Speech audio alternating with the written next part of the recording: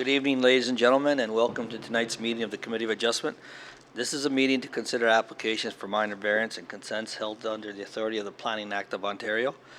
Please keep in mind the intent of our process this evening is to review your proposal that's before us, listen to all the evidence, and then make a decision.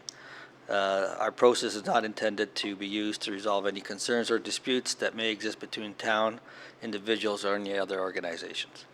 If a request for a deferral is made this evening, the committee grants such a request. The Committee of Adjustment, after consultation with the Secretary-Treasurer, will set a new hearing date. No further notice will be provided unless there are changes to the application. In order to conduct an effective and efficient hearing, we've adopted the following process. The owner or authorized agent will be given the opportunity, if so desired, to briefly explain to us the basis of the application and answer any questions that may arise at the hearing. A maximum of 5 minutes will be provided for this presentation. You need to state your full name and address for the record, and any materials submitted to the committee for viewing will remain the property of this committee. Any submissions beyond the 5 minutes will be at the discretion of this committee. All persons attending the hearing this evening who wish to support or oppose an application must also state their full name and address for the record. A maximum of 5 minutes will be provided for this presentation. You need to state your full name and address. All remarks and questions are to be directed to the chair of the committee, and any submissions beyond the 5 minutes will be at the discretion of this committee.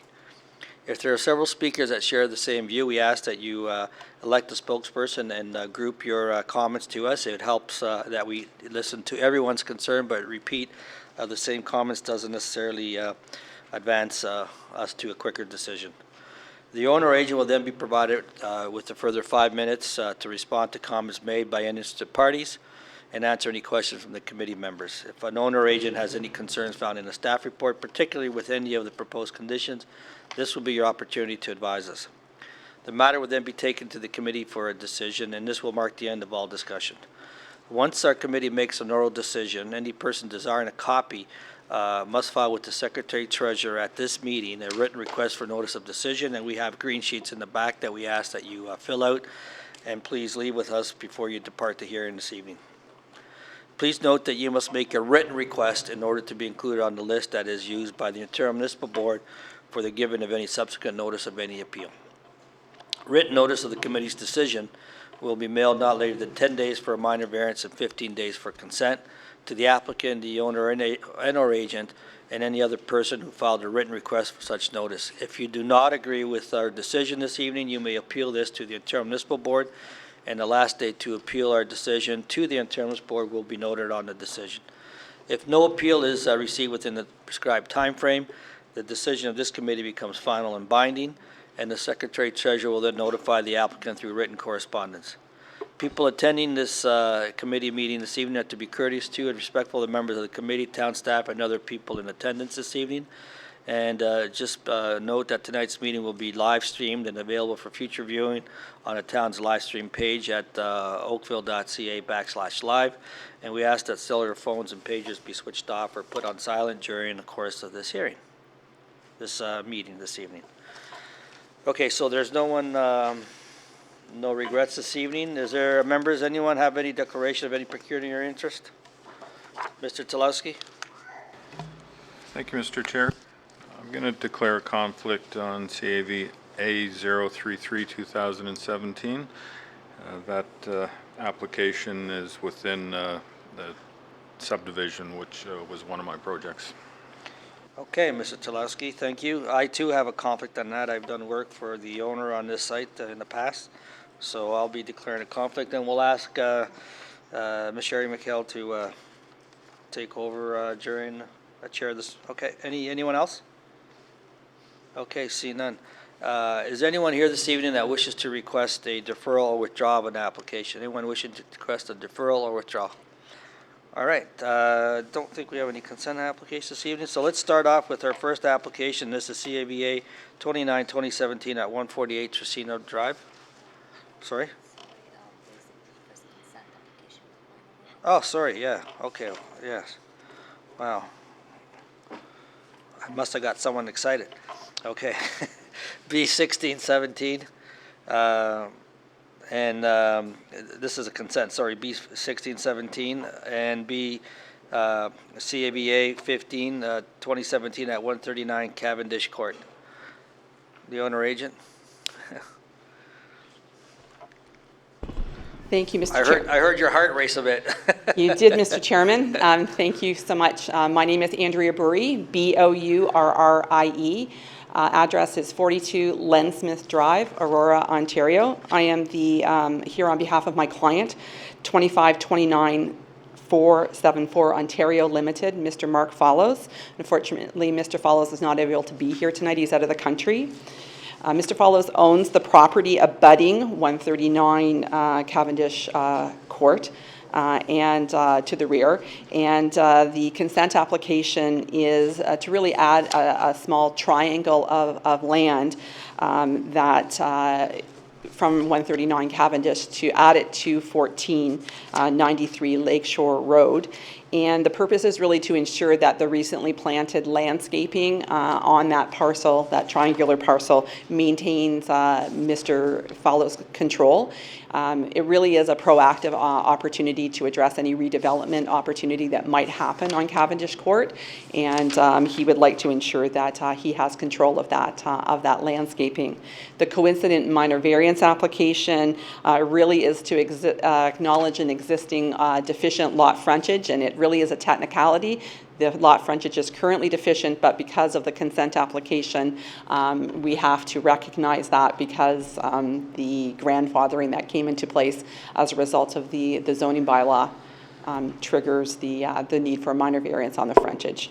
The staff report is positive. We have no issues with the conditions that are proposed, and we ask your support for the recommendation that has been made in the staff report with one minor revision. The name that is noted on that recommendation is Mark Campbell, and it's actually Mark Follows. I don't know where Campbell came from, but if we can just make sure that we're recognizing the appropriate name, that's my submission, and I'm happy to answer any questions that you might have. Okay, just before, is there any questions of Ms. Burrie at the moment?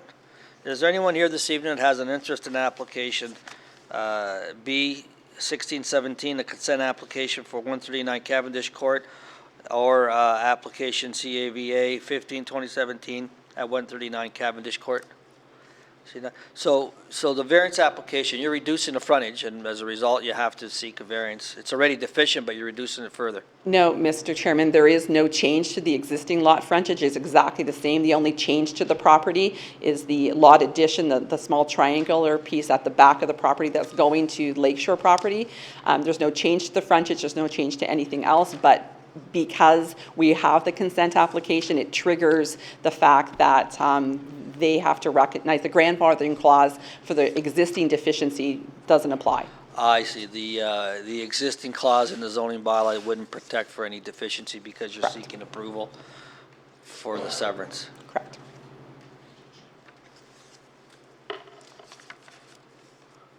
Okay, because we had something similar not too long ago. There's been a debate whether or not you need variances when there are no new constructions required, but I take your submission in this instance that provision in the zoning bylaw doesn't protect you. In discussion with planning staff, Mr. Chairman, it was determined that the minor variance was required, and so my client agreed to submit the minor variance application and just simply go through the process. Mr. McConnell, you're familiar with that debate that we're having about whether you need variances for to recognize and maintain existing buildings or structures. Indirectly, Mr. Chairman, Okay. but And this one here is a bit different? I'm sorry? This one here is a bit different in the sense that that protective provision in the bylaw doesn't apply? That's correct, given the consent. Members, any questions? All right. If there's nothing further, we'll take this matter into committee and issue a decision. Thank you. Who would like to move the recommendation on this matter? Yes, sir. Mr. Chairman, having toured the site and read the staff report, listened to the presentation here, as well as noting that there are no objections from the public, I'm going to put forward two motions. The first dealing with the consent, basically having considered the matters set out under Section 5124 of the Planning Act, 1990 is amended. I believe the application conforms to the official plan and zoning bylaws. I recommend that the application be approved subject to the provision that the applicant must fulfill the conditions outlined in Appendix A. And because they're not necessarily tied together, but I might as well make the same thing here. With respect to the variance, I find that the variance does meet the 4 tests under the Planning Act, and I recommend that it be approved, subject to the condition that the approval will expire. No, I take that back, because there is Yeah. there is no building That's right. to be constructed, so there'll be no conditions attached to it. Okay, so we'll deal with each motion individually. So on the application to approve consent application B1617 at 139 Cavendish Court, it's your recommendation to move it to approval subject to those conditions. Any discussion on the recommendation? Seeing none, all those in support? No one opposed, that's approved. On the coincident minor variance application, CAVA 15-2017 at 139 Cavendish Court, you recommend approval, no conditions. Any discussion on recommendation? Seeing none, all those in support? Okay, that application's been approved, your applications have been approved. Okay, good evening. All right, we'll proceed with application CAV 29-2017 at 148 Tresina Drive.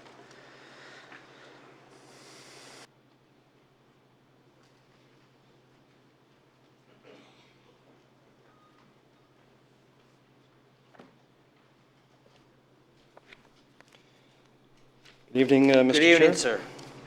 Members, my name is Bill Outred. My address is 2140 Winston Park Drive, Suite 28, Oakville, Ontario. Okay, just before you proceed on a full presentation, let's see if one's required.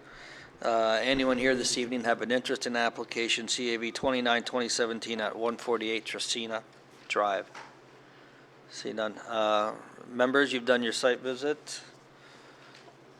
You've read the staff report. Do you wish a presentation, any items of clarification, anything that you wish to pursue with the agent? Sir, is there anything you wish to add to the application? No, Mr. Chair, I think the application is relatively straightforward. It's a minor coverage addition. We have the owner speak to all the neighbors. There's no objections. Obviously, no one is here, so don't have anything to add unless the committee has any questions. Okay, so we'll take this matter to committee and we'll ask for a recommendation. Who would like to move a recommendation? Mr. Tulowski, thank you. Thank you, Mr. Chair. I'll move that this application be approved as applied for. We'll note the committee's in receipt of support from 5 local residents, and I find that the application meets the 4 tests of the Planning Act and would make the approval subject to development proceeding in general accordance with the drawings provided, and that a permit issue within 2 years. Okay, thank you. Discussion on recommendation? Seeing none, all those in support? No one opposed, that application being approved, sir. Thank you. And I guess you're staying up for the next one, CAVA 30-2017 at 377 Morden Drive, Road, sorry. Yes. Name and address again for the record. Yes, for the record, Bill Outred, 2140 Winston Park Drive, Unit Number 28, Oakville, Ontario. Okay. Anyone here this evening have an interest in application CAV 29-2017 at, CAV 30-2017 at 377 Morden Road? Okay, so we'll need I guess a presentation on this one. You're seeking the one variance, and it's the only variance that the staff don't support, so we'd like to hear some arguments. I'd be happy to sort of add to it. Thank you. Staff are supporting all the rest of the zoning items, but unfortunately we are here for one, I would have to say, modest variance, Mr. Chair. This is an application that is within an area that does not have very many new 2-story homes. In the very immediate area, there is no 2-story homes other than some side splits that have been there. Sorry, I apologize. There has been side splits within the area. All the housing types, I think, were built back in the 50s, if I'm not mistaken. And of course, on this area, Morden, it's not been developed as of yet. So this is one of the first homes going in, and it's always a bit of an issue, trying to design a home that meets the Livable Oakville plan, meets the zoning bylaw, and of course meets what the owners want as far as the size and the look of the home. In this instance, the owners worked with the designer for some time trying to come up with something that meets the zoning requirements. Of course, coverage, I believe we're 31.79, 35% is required in the bylaw, so it's far below the coverage requirements. It meets the side yards, it meets the rear yard, it meets the height in the front yard. So the rest of the house is in keeping with the bylaw. The only issue we have is that the owners are intending to live here. They're not intending to flip the home or sell it soon after construction. In this instance, they do have elderly parents that want to live in the house, and as a result, they were trying to get 4 bedrooms on the second floor that meets their needs. So that basically was the issue that the designer had, was to try and keep it within the required GFA, essentially without having to go over. It was a bit of a challenge, and that's why we're here today. So in saying that, it is a 4-bedroom home. I'll just put on the screen here. It's, of course, difficult to see, but the ground floor, 2-door garage, the typical layout. The second floor basically is the area where there is an additional 200 square feet. They do have 4 bedrooms, as indicated there. The bedrooms are not of any great size, but it was very important for them to try and get the additional bedroom with the adjacent bathroom in addition to the master bedroom. So in saying that, of course, there's an exercise of trying to design the home that meets and tries to meet the livable plan as far as the massing, the character, and of course introducing a second floor home in this area. We have to address all those factors. I'm just putting on the overhead the front elevation and the rear elevation. You can see from the front elevation, and this is what the designer has come up with. Essentially, there's articulations in the roof line as required. The whole area on this portion of the home is being brought down to 1 story with the 2 rounded dormers. This area of the home has many articulations, including the porch, including the rounded dormers that are below the actual soffit line. So, I would have to say a pretty decent attempt has been made to try and lower the massing of the elevation in this instance. The rear elevation, the same with the rounded dormers. It's not as important because it is backing onto a parquet, so there is no neighbors in behind. The side elevation on the north side, even as planning mentioned, I mean, this more or less meets what they're typically looking for. Articulation as far as the massing, the garage is more or less at the 1.2 meter setback. The rear portion is stepped back quite a bit. The soffit is brought down. There's different materials from the stone to the decorative block to the stucco. So in my estimation, it meets what the planning is looking for as far as that particular elevation. I think the one issue was the elevation on the south side, where once again there is different materials, but the articulation of the roof line is not to, I believe, planning standards. And I think that's really where the issue with planning has come from, is that one south side elevation. In saying that, I'd just like to point out the neighbor has the owner has spoken to his neighbors. There is no objections, including the adjacent neighbors. We don't have signatures, but they're not here tonight, and I do know that he has spoken with them. The owner on the south side has no issue. I know the committee is not too concerned in hearing this, but he's planning on doing an addition or a 2-story home in the near future as well. It doesn't say to the extent of what we're planning on doing on that elevation, but it does suggest that certainly it's not as important to come up with the articulation on the south side as the north side. So just going through very quickly, as I said, we've tried to design the home, or the architect has tried to design the home to eliminate the massing, to reduce the footage as much as possible. We're left with that 200 square feet simply because of the fact that they are trying to get the 4 bedrooms for their family and for their use.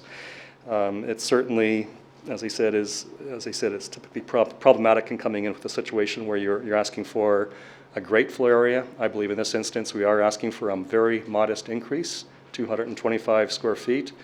If we were to eliminate that 225 square feet, it's not going to make a difference in the massing of the dwelling necessarily. It may make a difference in the rear or potentially bring in the side a bit, but as I said, I think in this instance, it's important to note that once again, the neighbors have no objection to what we're proposing here.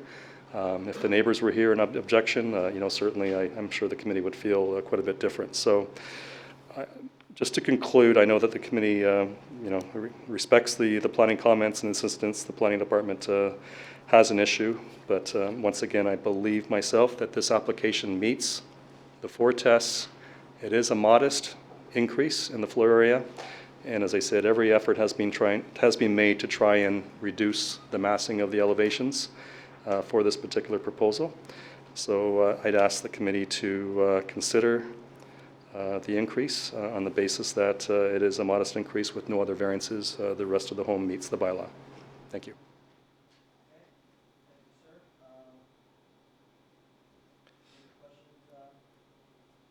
Yes, please. Mr. Aldrich, can you comment on staff's comments that the efforts to incorporate more of the second floor within the roof line was not really met to their expectations? I'm happy to do so through you, Mr. Chair.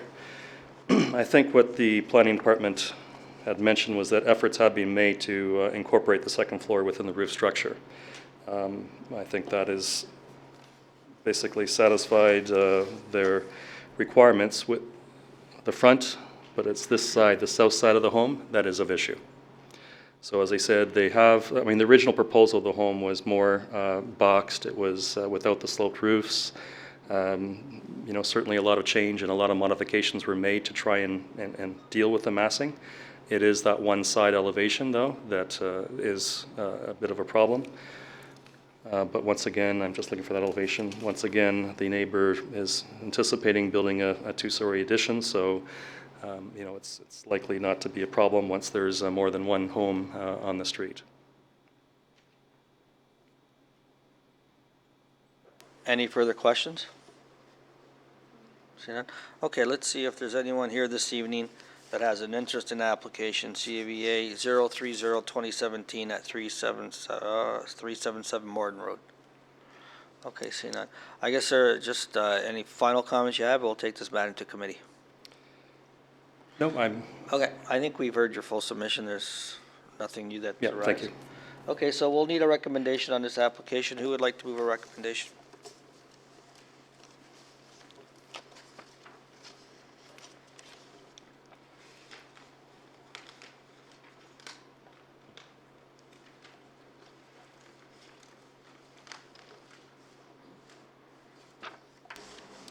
Okay, Mr. Chairman, excuse me. I'll make a recommendation and open the floor for discussion.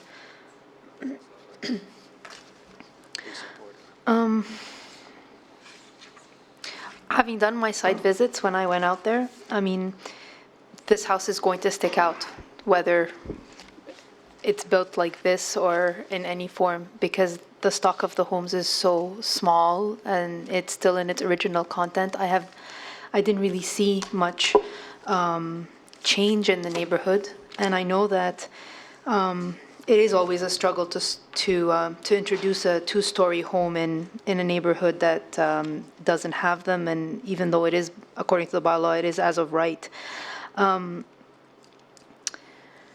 It was my initial thought that maybe more could have been done in terms of incorporating more of the second floor within the roof line. But based on your submission, I'm now leaning more towards recommending that we approve this application, given that there are no other variances, that you have maintained the bylaws in all facets in the sense of side setbacks and so forth, and that the square footage requested is minor in nature. So I will move a recommendation to approve this application, and having found that it does meet the 4 tests under the official plan and the Planning Act, and it will be subject to our standard conditions that The approval will expire within 2 years from the date of the decision if the proposed development has not proceeded and/or a building permit not issued.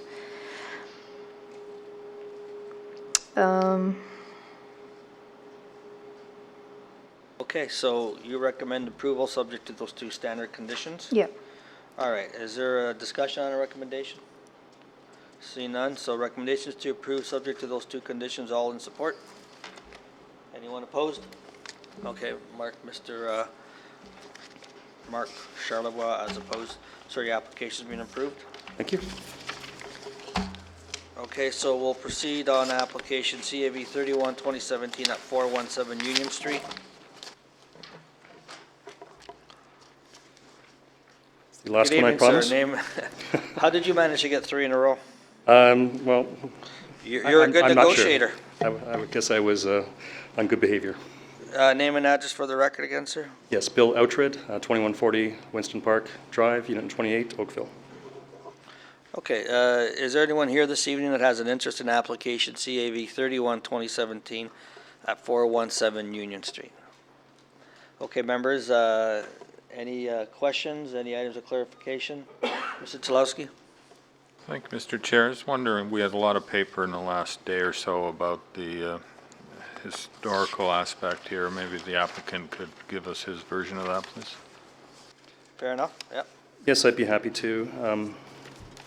This house or this property and the owner has a bit of a history with the Heritage Department. Of course, they have to go through the process, even though the house is not designated, just listed, of getting the Heritage permit application. This went forth for a permit back in May of 2016. The owner had worked with the Heritage staff to come up with a satisfactory design that meet their standards, and staff provided a recommendation to approve.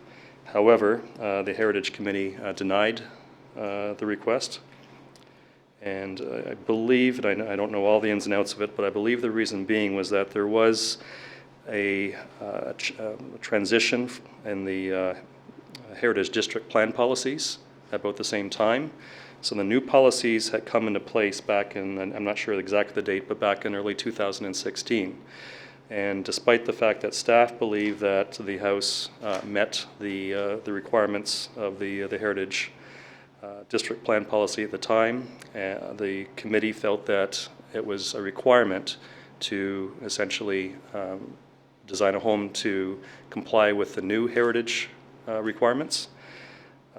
So basically, I think it was shortly after this matter was turned down at the Heritage Committee, I believe the new Heritage District Policy Plan was appealed in its in the full document, essentially.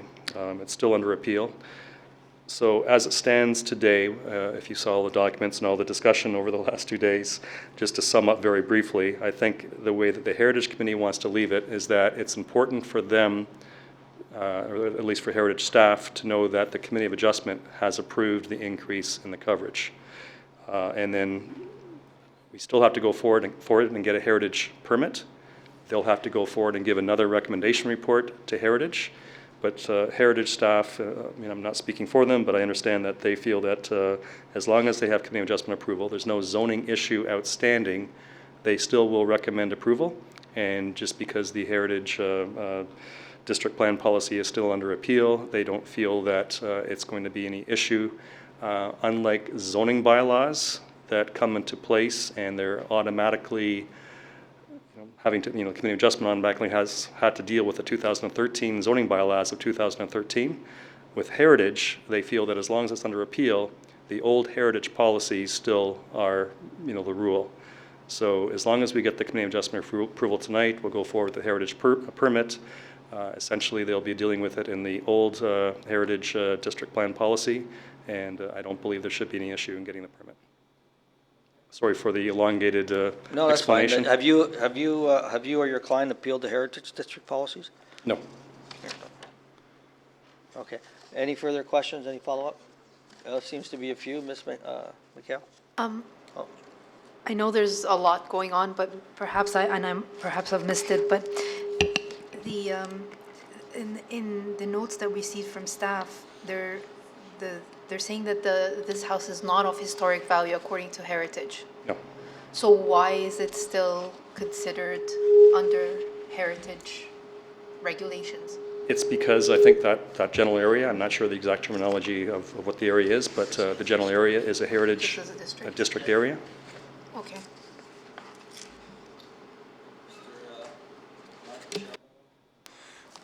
Mr. Chairman, I'm going to direct this question at planning, I guess, or at anybody really about process, but normally when we approve a variance for something like this, we approve it and we tie it to the plans of the building, but in this particular case, the building has been denied.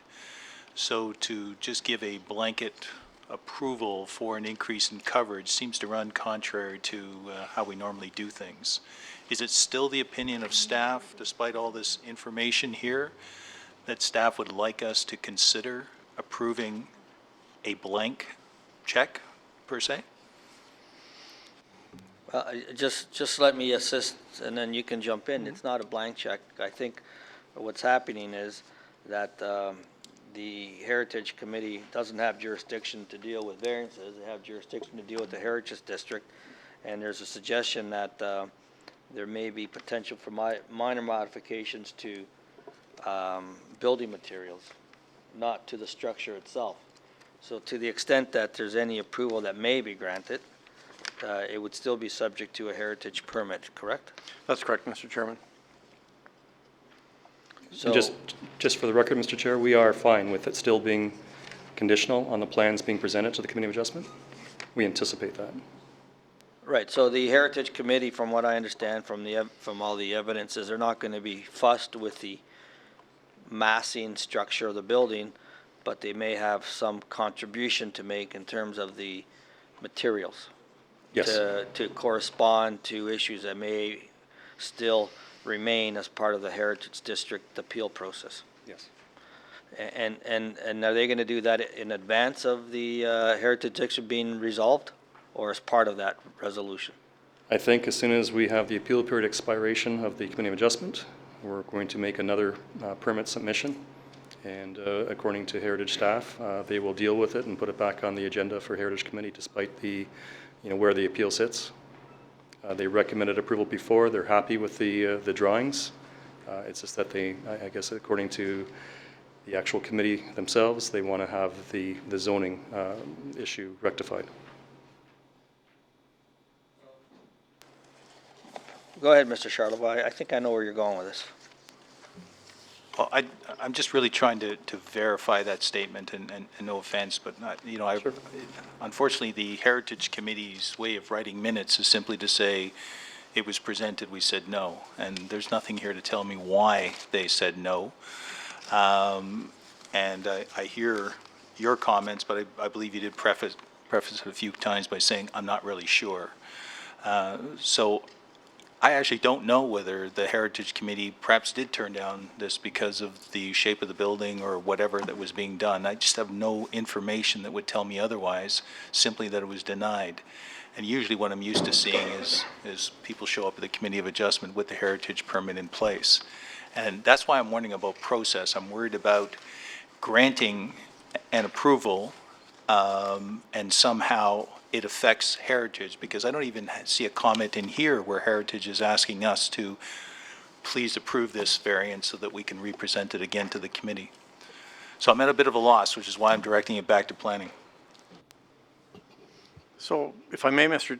Chairman, just looking at the comments from Heritage, and I haven't spoke directly to the Heritage planner on this particular file, but just looking at the comments in the staff report saying there's, talking about the existing dwelling, in their opinion, it doesn't contribute to the historic value, and that there's no concerns with the removal of that structure. So given that there's no, from the planning staff's evaluation of this application, there was no issues raised, and I would see no reason why the committee should feel not obligated, but you're tasked to evaluate the variance from the zoning perspective that's in front of you and to make a decision if that's appropriate or not, and tie the standard conditions to that variance.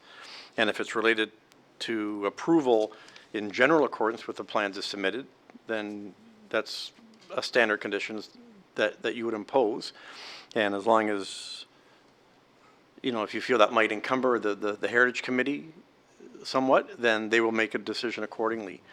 But I think you're certainly within your purview to look at this just as you would any other application on the surface of the merits of the variance, the zoning variance that's in front of you. Well, but I think even a bit further, there would be nothing incorrect if we would make it subject to heritage permit approval. If a heritage permit can't be received for whatever reason, then the variance fails. So, you know, we can, just like the Heritage Committee, well, it was taken away from their jurisdiction on their refusal. And I guess there's an opportunity to appeal that refusal, right? You can appeal the refusal of the Heritage Committee. You not? can. You didn't exercise that right of appeal? Not at the time, no. I'm sure there's a 30-day appeal period or such, but it wasn't exercised. So you chose not to, but you're going to reapply? Once again, we are under the direction of the Heritage staff, and as Mr. McConnell spoke to Susan, and I apologize for her last name if I'm pronouncing it wrong, is it Shepherd, sorry, apologize. I spoke to her yesterday. I'm going under her direction, get the variance approved, and just as you noted, if by chance the Heritage Committee does not approve it, we're back at stage one, but she felt it was a necessary step to get our variance approved first, and of course, it's still conditional on getting the Heritage permit regardless. All right. So. Okay. Thank you. Any further questions? Again, just to see, is there anyone here this evening that has an interest in the application, CAB 31-2017? This is for the property at 417 Union Street. See that? Okay. We will take this matter into committee. I would like to move a recommendation. Mr. Talowski. Thank you, Mr. Chair. Something always has to come first in situations like this, and we could send it back to Heritage and they could make a decision that this committee wouldn't support when it came back, potentially. So I see no issue with proceeding with this application tonight. I also don't, the heritage permit is essentially applicable law, so I'm not sure that we need to make any approval conditional on that. So, Mr. Chair, I'm going to move the application be approved as applied for, finding that it meets the four tests of the Planning Act, and will make it subject to development proceeding in general accordance. We added the words general for a reason.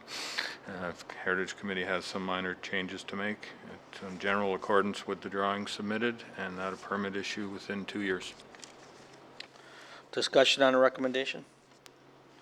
Yeah, I agree with Mr. Talowski. You still need to apply for a heritage permit, and if you don't receive a heritage permit, then you certainly can't exercise the minor variance. So there's protection that way in terms of whatever public interest may arise through the consideration of the heritage permit. Mr. Chair, Yes. I have a question. Is the second condition in a general accordance with the plan dated December 13, 2016, or with the just plans? Well, in general accordance. I guess, is the question, can the Heritage Committee do something different in the committee? Is that what you're concerned about? Oh. Mr. Talowski? It's your recommendation. Should you add wording subject to any amendments through the heritage permit process? We could do that as belts and suspenders. Yeah. So it would be that the proposed, is that, Mr. Outridge, you're hearing this discussion ongoing in terms of a condition.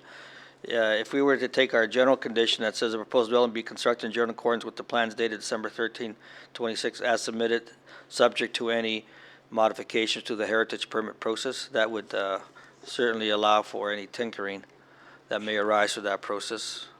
That would Mr. suffice. in my McConnell, opinion. is that sufficient? Mr. Chairman, I think it would, and if you, and I'm kind of thinking on the fly here, if you wanted to tie it to the satisfaction of the Director of Planning as a stopgap to ensure that they didn't deviate too far, let's say, in what the Heritage Committee, were to approve. So if you wanted that final set of eyes, you could tie it to that type of condition as well. Okay, we'll leave it to the mover of the recommendation to, I guess, pick one of those two alternative options. Would you like to tie it to the, subject to the approval of Director of Planning following the heritage permit process, or? I leave it- think I'd prefer to leave it tied to the Heritage Committee. I don't want to subject the applicant to yet another process to then have this process plus the Heritage process then have to be blessed by the Director of Planning as well. So Okay. I think we'll leave it at just. Probably the director will appreciate that as well. Less things for the director. Okay, so we'll leave it on the basis subject to the heritage permit amendment process and any amendments as we suggested. It's as subject to any amendments arising through the heritage permit process. Okay, discussion recommendation? See none, all those in support? No one opposed, your application has been approved, sir. Great, thank you. Thank you.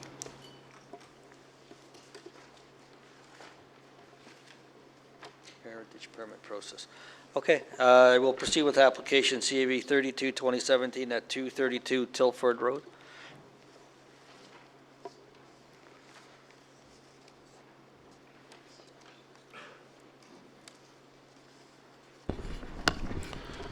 Good evening, Mr. Chairman. My Good name is evening, Gus Ricci. I'm the architect and agent for the application before you. My address is 64 Rebecca Street, Oakville. Thank you, sir. Just before you proceed, is there anyone here this evening that has an interest in application CABA 32-2017 at 232 Tilford Road?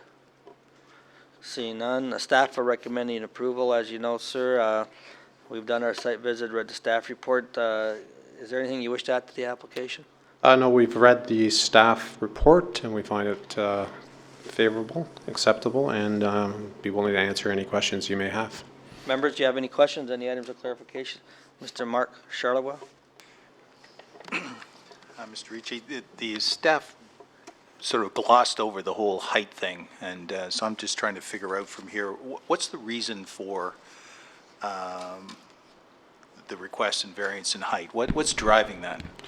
Sure. Maybe what I can do is actually pull out a copy of the front elevation. Essentially what's driving that is that the lot itself. The existing front of the lot is quite a bit lower than where the existing bungalow sits, and our proposed new house is essentially in the same location as where the existing bungalow sits. So what I've done is, actually I'll turn this around.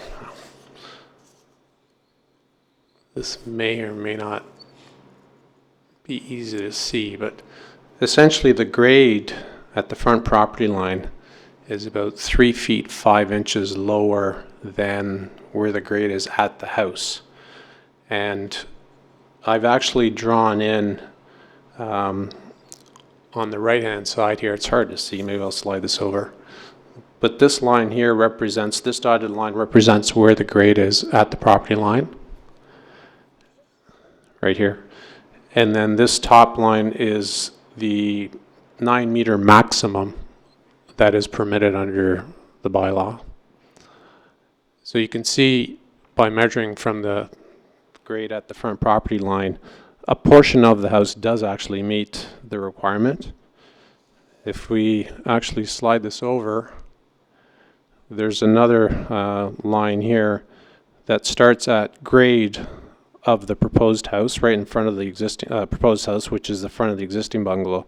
If we measure up to where the proposed roof height is, we're actually essentially within a few inches of the maximum height that's permitted. So in essence, what's throwing us off is the grading of the existing property. All right, thanks. Any further questions? See none, okay, we'll take this matter to committee. Who would like to move a recommendation? Mr. Hardcastle? Thank you, Mr. Chairman. Having reviewed the materials and undertaken site visit, and heard the input from Mr. Ricci, I'm satisfied that the requested variances conform to the tests of the Act, and I'll put forward a motion of approval, subject to two conditions. The first, that the proposed dwelling be constructed in general accordance with the plans dated January 17th, 2017 to January 30th, 2017 as submitted, in addition to our standard condition that the approval will expire within 2 years if a permit has not been issued. Okay, thank you for that. Discussion on recommendation? Seeing none, all those in support? No one opposed, the application's been approved. Okay, Mr. Chalowski and I will have to leave the room, and we'll ask Sherry McKell to chair this component of the application coming up next.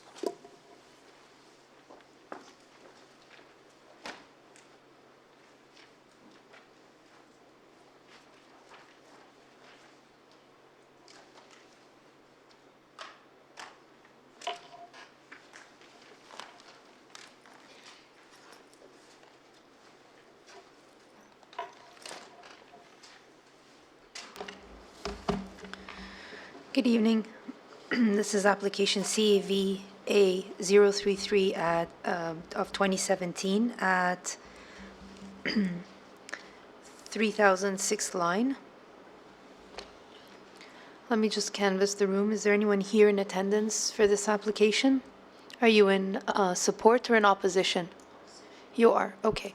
Kindly brief us on the application, and then we'll take a moment to ask the member to present their viewpoints as well. Sure, thank you, Madam Chair. My name is Eldon Theodore from MHBC. I'm here on behalf of Oz Kamal from the same firm, here on behalf of the owner. The proposal before you tonight is a mixed-use development, which includes a ground floor Shoppers Drug Mart and associated medical clinic, and a second floor office use on the southern portion of the site. On the northern portion of the site is a proposed one-story commercial unit, which is proposed to be either a retail unit or a bank.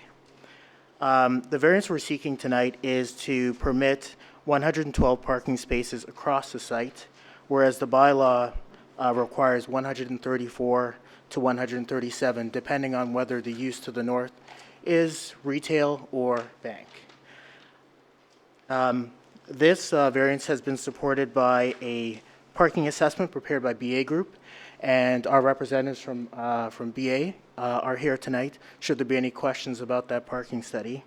It's confirmed that the proposed parking will be adequate and will support the proposed parking on site based on a differing peak demand recognized by the mixed-use nature of the site. The variance has also been supported by a staff report that acknowledges the same. The project has been thoroughly reviewed through the site plan approval process, and approval of this variance will allow for the conclusion of that site plan approval. I would just like to note that it's our opinion that the variance will not have an impact on adjacent land uses, as the parking will be accommodated as we've demonstrated. The reduction in parking is appropriate given the availability of existing transit. There's actually a stop right here on Dundas. It helps to promote multimodal options for this site. The variance will allow for the development that will support community building efforts. It's implementing what the official plan permits today and what the zoning permits today. Overall, the proposed design in itself will provide for a positive relationship with the public realm, both along Dundas, on 6th Line, and on Catling Trail. And we believe the design will be in character with the area. So I'm happy to answer any questions. I would ask that the committee approve this variance, and should there be any questions from the public, I'm happy to answer that as well. Thank you. Are there any questions of Mr. Kamal? Mr. Theodore, sorry. Sorry? Mr. Theodore. Oh, Theodore, I apologize. I'm looking at just the agent name. We look alike, yeah. Just looking at this site plan again and taking a look at the study that the BA Group did, specifically Table 2, I'm just trying to reconcile the square footage, and I don't get it. Supposedly, in this case here, the Shoppers Drug Mart is going to be 1,637 square meters, the medical office is going to be 218, and then there's going to be some office on top for another 2,057 square meters. Correct. But the site plan just shows 22,000 feet or 2,095 square meters where the Shoppers is, and yet you said that it's going to be a Shoppers plus, is that just showing, even that doesn't add up, so it doesn't add up to even, so I'd just like to understand how this is going to work, because I can't see where all the square footage is on this site. I can't match it up against your table. So if you take a look at the floor plan that I've identified there, the Shoppers represents the predominance of the main floor, Right?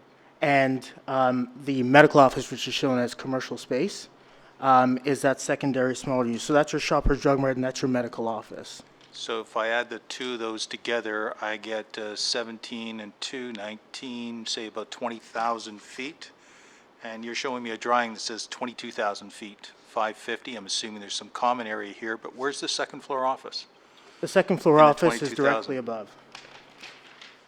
So the entirety of the second floor is medical office, office space. Is office space. Okay, so this drawing is wrong. The labeling on this drawing is wrong then. I mean, this 22,000, if right, is only one floor. In actual fact, this building here is going to be more like 40,000 feet. The Shoppers Drug Mart on 2 floors. Just want to confirm that because sorry? it just wasn't clear to me in the drawings that that's the case. And then I assume that the commercial area, though, of 481 square meters, although the report talks about it being 448 square meters, is only 1 story. Can you That's just- correct. So, are you asking for 481 square meters in the CRU2, or are you asking for 448 meters? Is the BA group study different from the site plan? Because normally, I've got to I'll look at the ask site BA plan to come too. down and speak. We're not asking for the square footage, we're asking for, I I guess, know, the but reduction in parking. the basis of it is that based on the square footage in the report, but the square footage you have on this drawing is different, so I'm just Sure, trying John, to if you figure it wanted out. to come and speak to that item? Mr. Hardcastle had a comment on that note. Okay. Through you, Madam Chair, I just note that there's 2 different columns within the BA report. One's referencing the gross floor area, whereas the other is gross leasable area. So I think there may be some differential in some of the numbers that are being quoted between the 2 different columns representing the gross versus a net figure. So I think that might need to be considered. No, I see that there, and that probably addresses the CRU2 area. It doesn't necessarily, the CRU1 area, I'm just assuming it's just been mislabeled. It really should be double that amount. More than double that amount, actually. If the second floor office has a gross floor area of 2,214 square meters, it's actually even bigger than this particular building. So, anyway, maybe we can just find out where the differences are here, guys, and it would help me to arrive at a conclusion. Well, in terms of the floor areas that we were given and that were specifically required for Shoppers Drug Mart, for the office, the medical office, for the other office and the commercial, those numbers as they were given to us by the architect, the latest, at the time of the study, are represented in Table 2. So the 1637 for the Shoppers store on the 1 level, a total of 4,360 square meters gross leasable area for the calculation of parking spaces. So that's the qualifier or the floor area that is of importance. The gross leasable area is the area that is used for the calculation of the parking supply. So there are some deductions that are not included in that table, then, so to speak.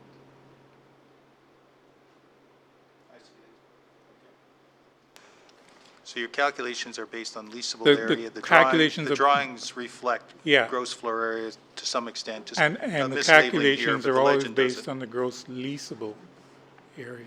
Yeah, I see it, I see it in the legend now. Yeah, so there are deductions for some storage areas, washrooms, that sort of thing.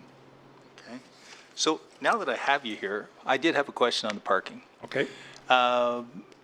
Basically, we have one spot for every 400, in the office, sorry. Yes. You're saying that one spot for for every 400 square meters Okay. is the, so office, one spot for every 37 square meters, 400 square feet. Right. Is the minimum parking rate.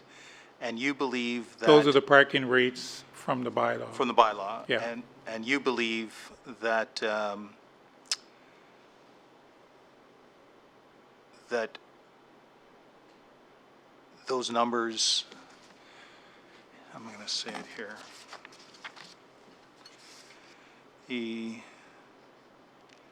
So you believe then that with respect to the office space and the medical demand on the site, that during the day, the amount of parking that's on here will satisfy that need?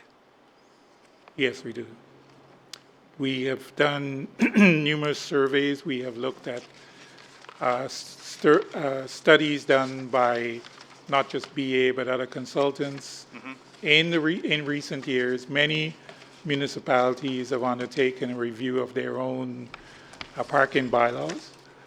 City of Toronto, Brampton, Vaughan, Markham, and they've all undertaken studies that have demonstrated, and we have reflected the results from some of these studies were taken into consideration when we looked at the justification for the parking supply on this site.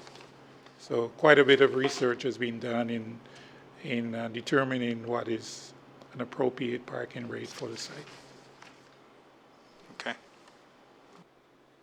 I have a question in terms of the usage, because you referenced the square footage of office space on the top floor, which is in total 2,057 that you dedicate just to office. What are the uses going to be? Because if they're all going to be medical, and I only have a reference here for medical office to be 218 meters squared, that would be a considerable difference given the patrons that'll be frequenting the site for these doctors.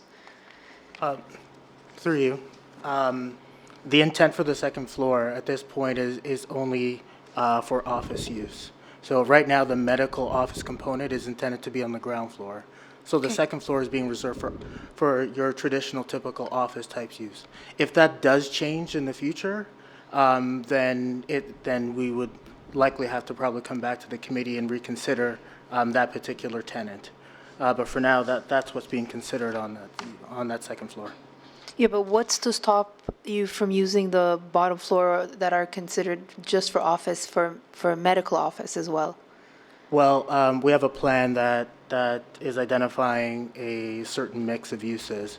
So if that use is changed, based on your decision tonight, if that use changed, then obviously we're changing the nature of what is being contemplated on that site. Okay, so I that would is under imagine your that the site building plan approval application as well? That's correct. Okay, thank you. And again, planning staff have evaluated this, and there's a level of comfort with respect to how we've distributed the uses on the site. Okay, perfect, thank you. It was just a question when you were referencing it on the actual drawings. I just wanted that clarification. Thank you. Any other questions of Mr. Theodore? I see none. Okay, ma'am, we'd like, just take a minute to sit down, please, while she comes down. Ma'am, we invite you to share your concerns with the town.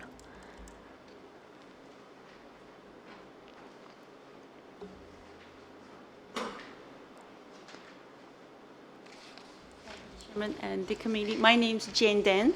Thank you. I'm the owner of the house, 7th Kading Trail, which is right upset from this proposed land. I was here a couple of months ago with another matter regarding the a condominiums going to be built on the other side of 6th Line and behind Katy Trail, the first row of townhouse. And we were having extreme discussion about the parking space and lacking of parking space. As far as I know, at this point, there's no parking space allowed on Katy Trail until you reach Genesis Street, which is on the other side of Genesis Street. You're allowed to park on the street. There's no street parking from 6th Line along Katy Trail all the way to the park area. So for residents like us, we have only one single parking garage and one single parking driveway, and we're not allowed to expand our driveway under City Town of Oakville's bylaw.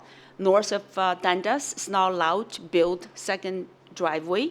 So as a normal household, we usually have 2 cars, and we've been having trouble parking in our own parking garage on or in front of the house because of lack of a parking space. On the weekends, evenings, when families come to visit, we often get parking tickets. And it's been happening so often, like relatives refuse to come, they can't come because they often get parking tickets. And you all know, living in Oakville without vehicles is difficult to get around. I know the area is based on the concept one house, one car. In reality, it's impossible. But how does this development affect your parking situation? So that way, if this construction or, come to reality with number of a parking lot and with the square feet, we're just talking about it, they're limited into 112 parking space, which is about 20% less than it should be with the calculation of the square feet, square meters according to this particular space. The commercial space is going to be used. That means the parking space is going to be significantly reduced. So we're concerned, people who come to visit doctor's office, people who come to work in the office, and people who come to use the Shoppers Drug Mart could potentially taking the space away from a resident's already tight parking space, which is on Genesis Street, which is in the neighborhood around us. That means people who live in the area will be facing more charges on the parking tickets. So this is our everyday situation. We don't know how we're going to solve this issue unless the town of Oakville let the residents parking on the street, like the city of Toronto, give a special permit, right? So allowed us to park on the street.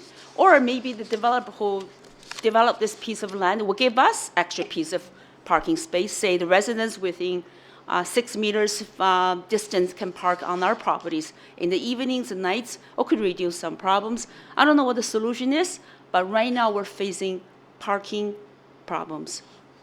If this reduced parking spaces could cause more troubles for the residents living in the area, and we're going to come back here more often just to voice our concern. It's been going on since develop started apply the permits in this area. Parking is a huge headache.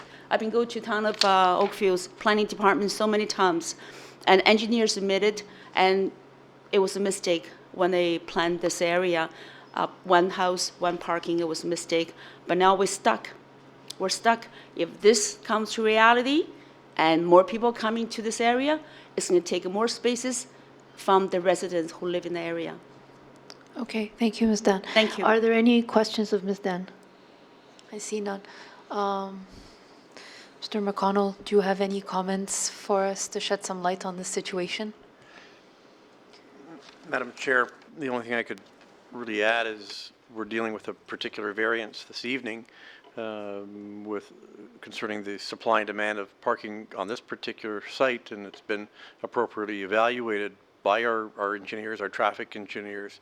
They're of the opinion that there's an adequate supply of parking to be provided on this site based on the amount of gross leasable area. And so by default, it wouldn't result in an overflow parking situation onto adjoining streets. So as far as the site itself is concerned, there's adequate number of parking spaces being provided. Mr. McConnell, Ms. Dan, we'll invite the agent to respond to your comments. Thank you.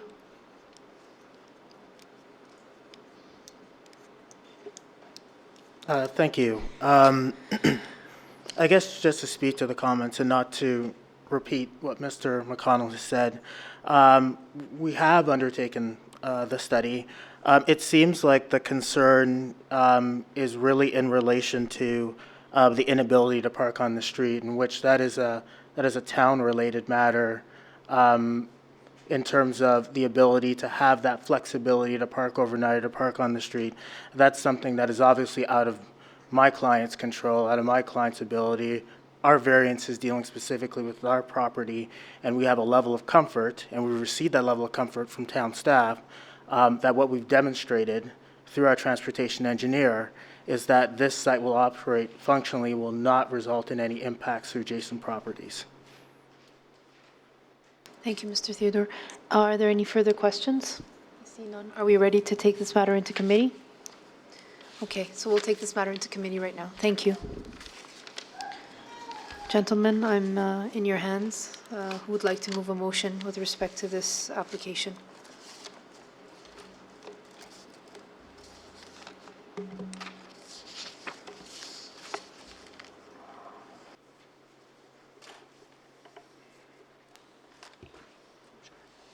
Mr. Hardcastle, thank you. Madam Chair, having reviewed the materials and heard the input from both staff and the proponent, I'm satisfied that the requested variances conform to the four tests of the Planning Act. I would also note that I'm satisfied that the input from staff and the proponent have addressed and provided clarity with respect to the residents' concerns on this matter. So I'll put forward a motion of approval on this application. I note that staff are not putting forward any conditions with respect to this, and I would put forward the motion without any conditions then. Thank you, Mr. Hardcastle. In discussion on this recommendation? Mr. Charlebois? Madam Chair, I'm going to take a negative viewpoint on this one. I've read this report, I've read the material here. This is my background too. And this is, honestly, as I look at this site and as I look at the proposed uses and that are on here, and I understand this particular area, despite the fact that there's a bus station going in, and just seeing the lack of parking also, and I tend to agree with the resident who mentioned the lack of parking in this area. I just feel that what we're doing here is approving far greater square footage on this site than the site permits. We're hiding this under the guise of a report, and I have nothing against the BA group in terms of their analysis. However, my intuition tells me that that my experience is that in fact, customers don't follow reports, and I think this particular site is just overbuilt. I see nothing wrong with the idea of putting in a Shoppers and some office. I see nothing wrong with putting in a bank. I see nothing wrong with that. I just think they have too much square footage. So I'm going to deny this. Thank you, Mr. Charlebois.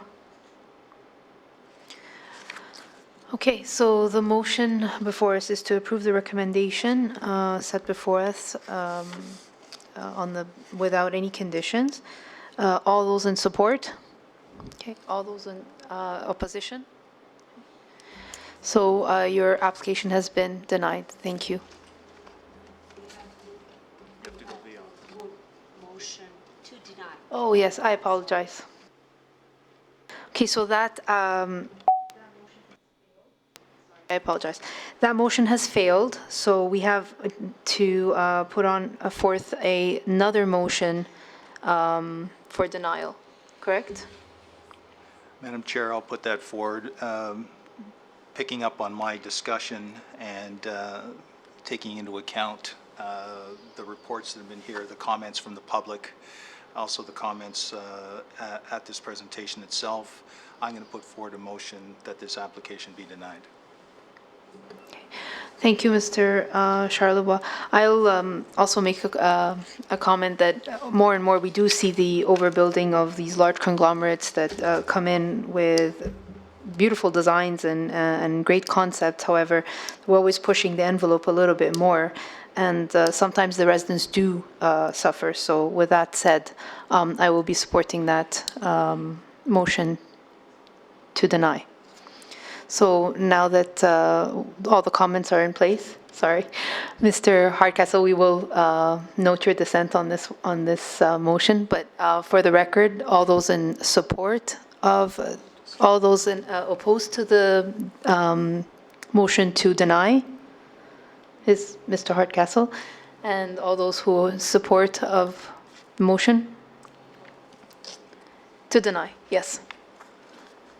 Sorry. I'm sorry, what happened there? So, Okay, so I made a mistake by just assuming that it's going to be denied legally, and under the bylaw, we have to put forth a motion to actually deny the application. So the first motion that was put forth by Mr. Hardcastle was to approve the application, and there was a 2-to-1 vote against that. So that motion failed, and in order for another motion to go through, we have to actually state it on record that the new motion is to deny versus to approve, and then we take a vote on that. That's how the bylaw is interpreted. and so how did that vote?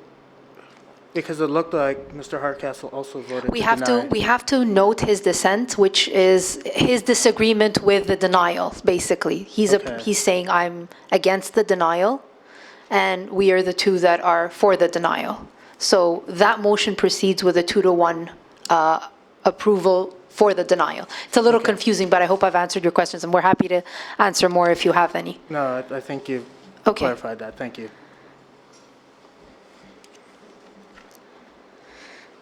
Okay, we should call Paul and Michael.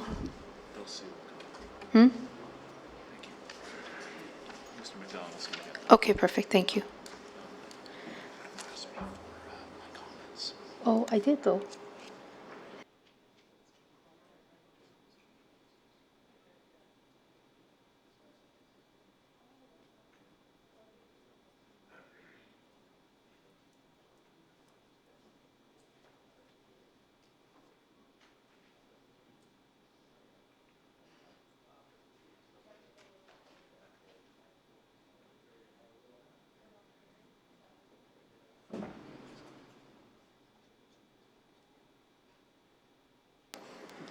Okay, back to the regular programming.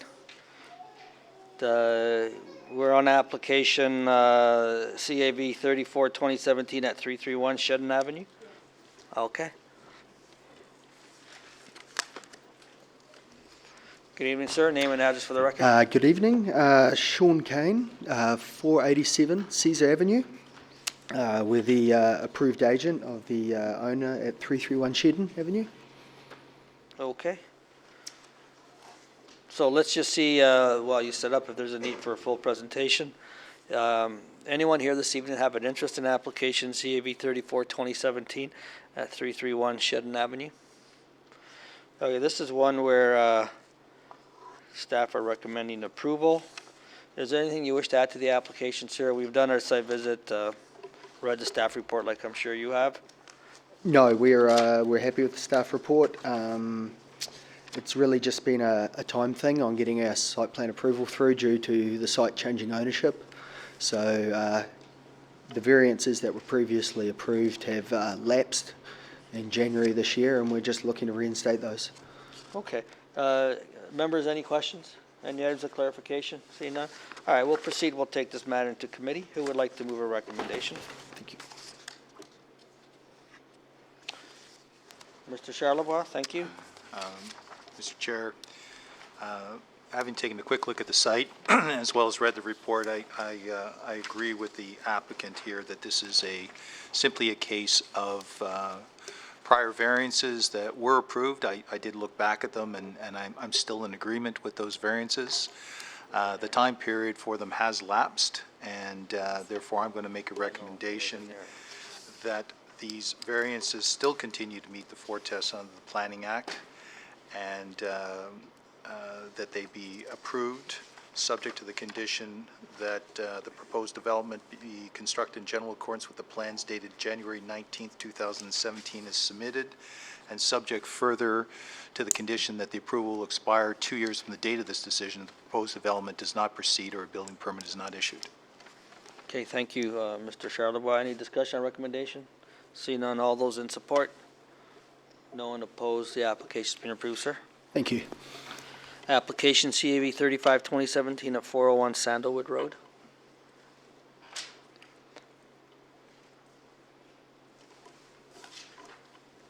Good evening, Mr. Chair and members of the committee. My name is Jerry Rabiansky of 1293 Lake Breeze Drive, Mississauga, Ontario.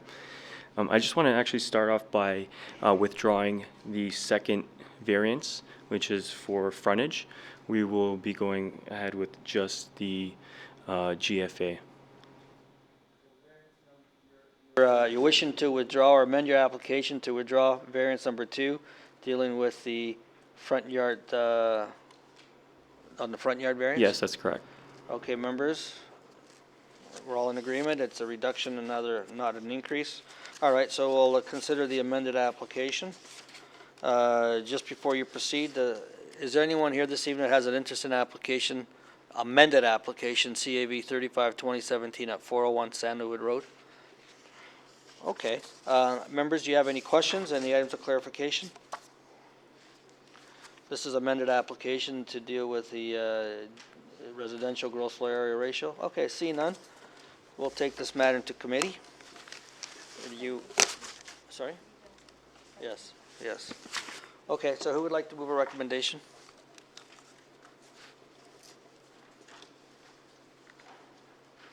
Mr. Talowski, thank you. Thank you, Mr. Chair. I'll move that the application as amended be approved, finding that it meets the 4 tests of the Planning Act. I'll note that there was no community present, either in favor or opposition. I guess we should ask the applicant to supply the Secretary Treasurer with a revised site plan to reflect that change in the application. Yeah, there's a condition that staff recommend that the plans be Oh, right. adjusted to comply with the in-effect front yard setback to the satisfaction of the Director of Planning Services. You can do it that way if you like. Yeah, that's fine, Mr. Chair. We'll make the approval conditional on the 2 Okay, conditions recommended by staff. okay. Discussion on recommendation, subject to those 2 conditions, yes? Yes, the standard condition about the 2 years. Yes. Yeah, those 3 conditions, yeah, so the 2-year, the general accords with the plans, and the adjustment to the satisfaction of the director. Okay, any discussion or recommendation? See none, all those in support, subject to those 3 conditions? Okay, that's, your application's been approved, sir. Thank you. Okay, application CAV 36-2017 at 167 Nelson Street.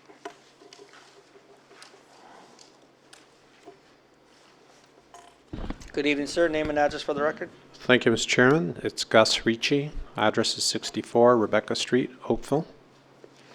Okay. Who is here this evening that may have an interest in application CAV 36-2017 at 167 Nelson Street?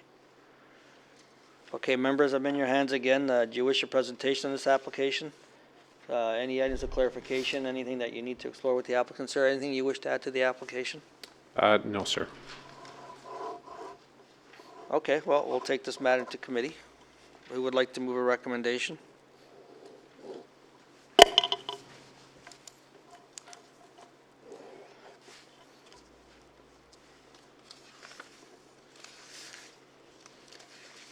Did I see a hand? Mr. Chairman, Thank you, Mr. Harkess. having reviewed the materials and undertaken a visit of the site, I'm satisfied that the requested variances conform to the tests of the Act.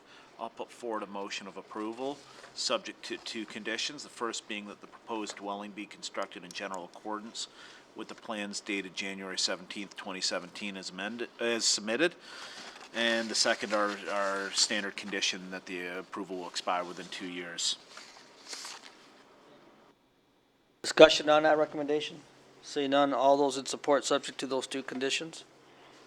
Okay, that's, your application being approved, sir. Thank you, Mr. Chairman. Application CAB 37-2017 at 422 Dorland Road.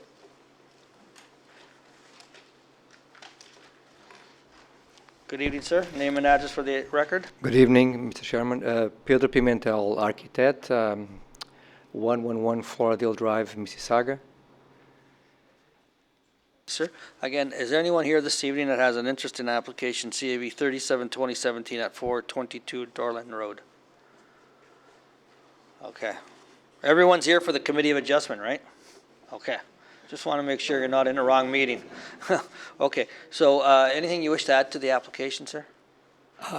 No, just that we spoke with the neighbors on the 428, which is the one submitting that letter. And after we explained what we were doing, and the main issue was actually the garage projection, that we explained that we were not going to change the location of the wall, it's just going to be a new wall, but in the same position. And then she was quite okay with this submission. So. Okay. Any questions, any further items of clarification, members? Seeing none, we'll take this matter to committee. Thank you, sir. Who would like to move a recommendation?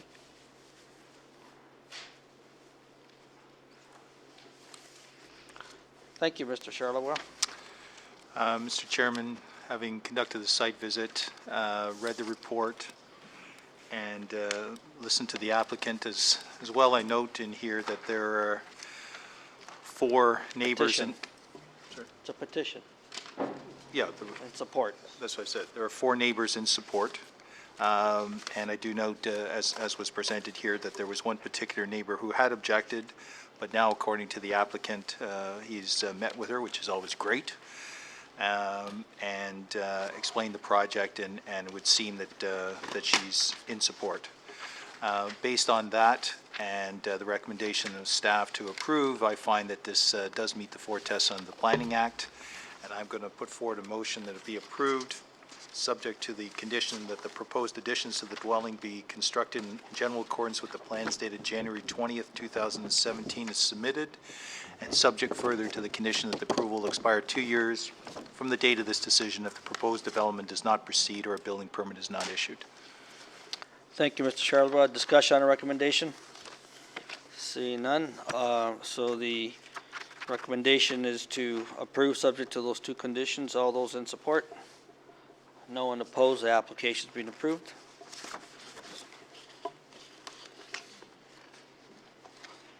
Okay, we'll proceed to application CAB 205-2016 at 2913 Sherwood Heights Drive. This is an application that was deferred from December 13, 2016.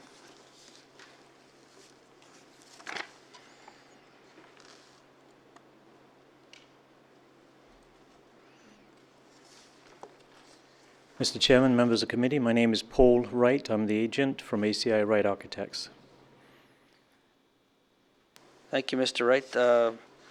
Now, let me see a show of hands of people that have an interest in application CAB 205-2016 at 2913 Sherwood Heights Drive. Okay. All right. So we'll ask for a presentation, sir. Yep. And then I'm assuming everyone that showed their hands are either going to combine their presentation or they'll provide different concerns to us. So proceed, sir. Okay. I've received the staff report and concur with the staff report. Basically, I will come back to, we did meet with the residents on 2 occasions, one with the councillor and the representative from the community center, sorry, the Ratepayers Association, and various members of neighbors from across the street on the south side of the building. What's before you are 2 variances. One is for a reduction of parking, and the other one is for an increase in building height. And maybe I'll just explain what those are, as we did with to the neighbors. The parking reduction stems from the fact that the zoning bylaw is a little overzealous on the parking rate for hotels, and talking to planning, that was not the original intent. But basically, the parking typically refers to guest rooms, In this case, the zoning bylaw has included for the guest corridor, the lobby, all the areas which are the same people, so it's actually over requiring the amount of parking. Planning required us to do a traffic justification study, which we did, which also justified that the parking was well within the bounds of what we need. They're actually saying that we only need about 77 at peak period, and we are proposing 96. We do have, any hotel brand has requirements for parking as well, and on every municipality across Canada, and I do a lot of projects across Canada, the brand requirements will outright the city. So we have to deal, when we're designing these hotels, with meeting the brand requirements as well as the municipality requirements. In this case, the traffic justification report was accepted by staff and deemed that we have more than adequate amount of parking. And that was predominantly because of the parking required for guest corridors and that sort of thing in the hotel, which are a duplication of the same person. The height increase, we are permitted to build a 6-story building on this site. And in our design for the hotel, we proposed a maximum building height, and within that maximum building height, you're permitted projections beyond that up to 2 meters. We did that due to basically high parapets screening the mechanical units on the roof, that sort of thing. But what we did, just to embellish the decoration of the hotel, make it look nicer, in our opinion, we added some trellis work along the perimeter edge of the parapet. Planning has decided that because we added that decorative feature to the parapet, they want to move the maximum height from the height of the roof level, instead of with a 2-meter projection, to the top of the parapet, or to the top of where the decorative trellis is. Hence, in reality, the amount of physical built can be the same, but because we've moved the requirement from the roof level to the top of parapet, hence we need a variance. And planning said that they would like us to keep the trellis along the edge. We could eliminate that and just stay as it is and maintain the 6-story building as it is. But we chose to maintain that decorative trellis, and planning concurs that it's not increasing the stories of the building, and it's not increasing any windows on the facade of the building. So that's really what those 2 variances come about for. So we could, in reality, not go for variances and just build a 6-story building, but we opted, with planning support and consultation along the way, to do that. So to address the residents who we met with, and happy to meet with them, and their main concern, from what I gather, was that the visibility of a guest in the guest bedroom viewing into their guest bedrooms at the back of their properties. We also have the same concern the other way around, for the guests of the hotel having people look into their guest bedrooms as well. So typically when we design hotels, as required by brand standards, every window has lace curtains on it, blackout curtains. So that addresses that. Those lace curtains are always drawn all the time. That doesn't stop anybody from opening it, but they're always entering a room with those closed. So what we try to look at was what can we do to address the concern of a sight line across the street. So we actually worked out some sight lines across the street, and on the other side of the road, and I can. Yeah, there's a zoom button there somewhere.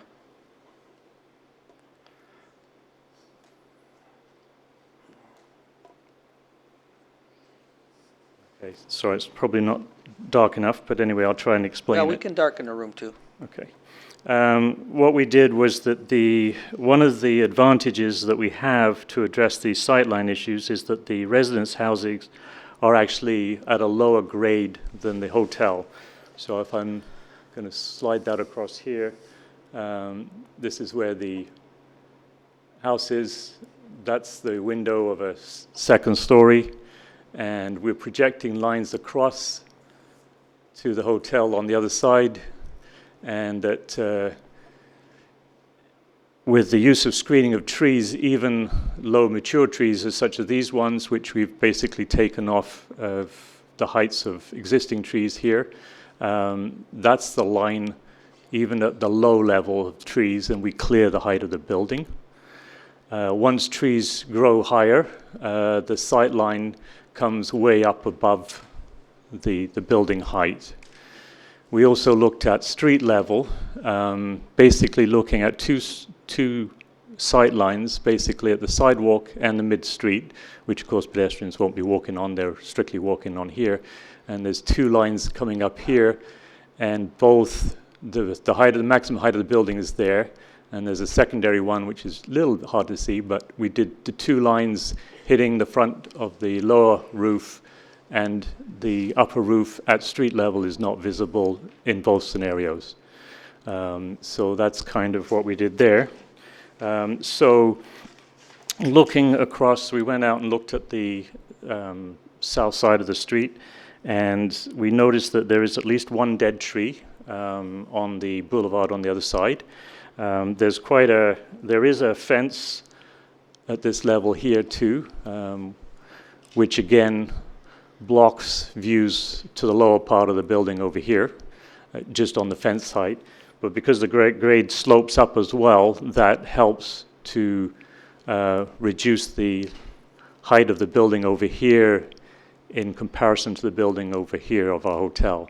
So that all helps to cut sight lines down. So what we've done with the owners and talking with the councillor and talking to the community was that the owners are prepared to fill in those missing trees. They would have to be done. We've talked to planning and also talked with the councillor and also talked with Parks. That obviously Parks will want us to go in cohorts with them to fill in those blanks. And if we do those, in reality, we've completely screened the residences on the other side from the hotel. And in reality, if I look at the hotel versus the residence on the other side, if I could.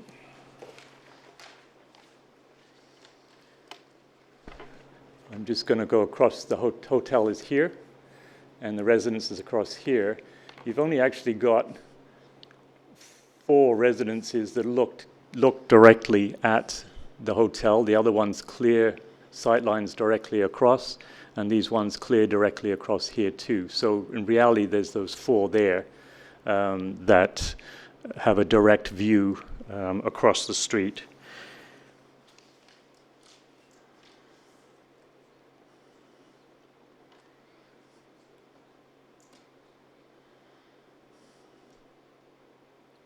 So what we did here was try to superimpose the site on the other side with the trees across here and the houses here, and it's really these 4 houses here that look directly across. The footprint isn't huge in relationship to the rest of the building, the rest of the site, so the views directly across are really limited. You can see here there's a space in, sorry, I have to do that. There's some space in here in the trees, and I did note that one of them is dead, and it's just obviously I don't know if Parks would replace that anyway, but the owners have said that they're willing and goodwill to fill in these blanks. Okay. Any questions? Yes, Mr. Charlevoix.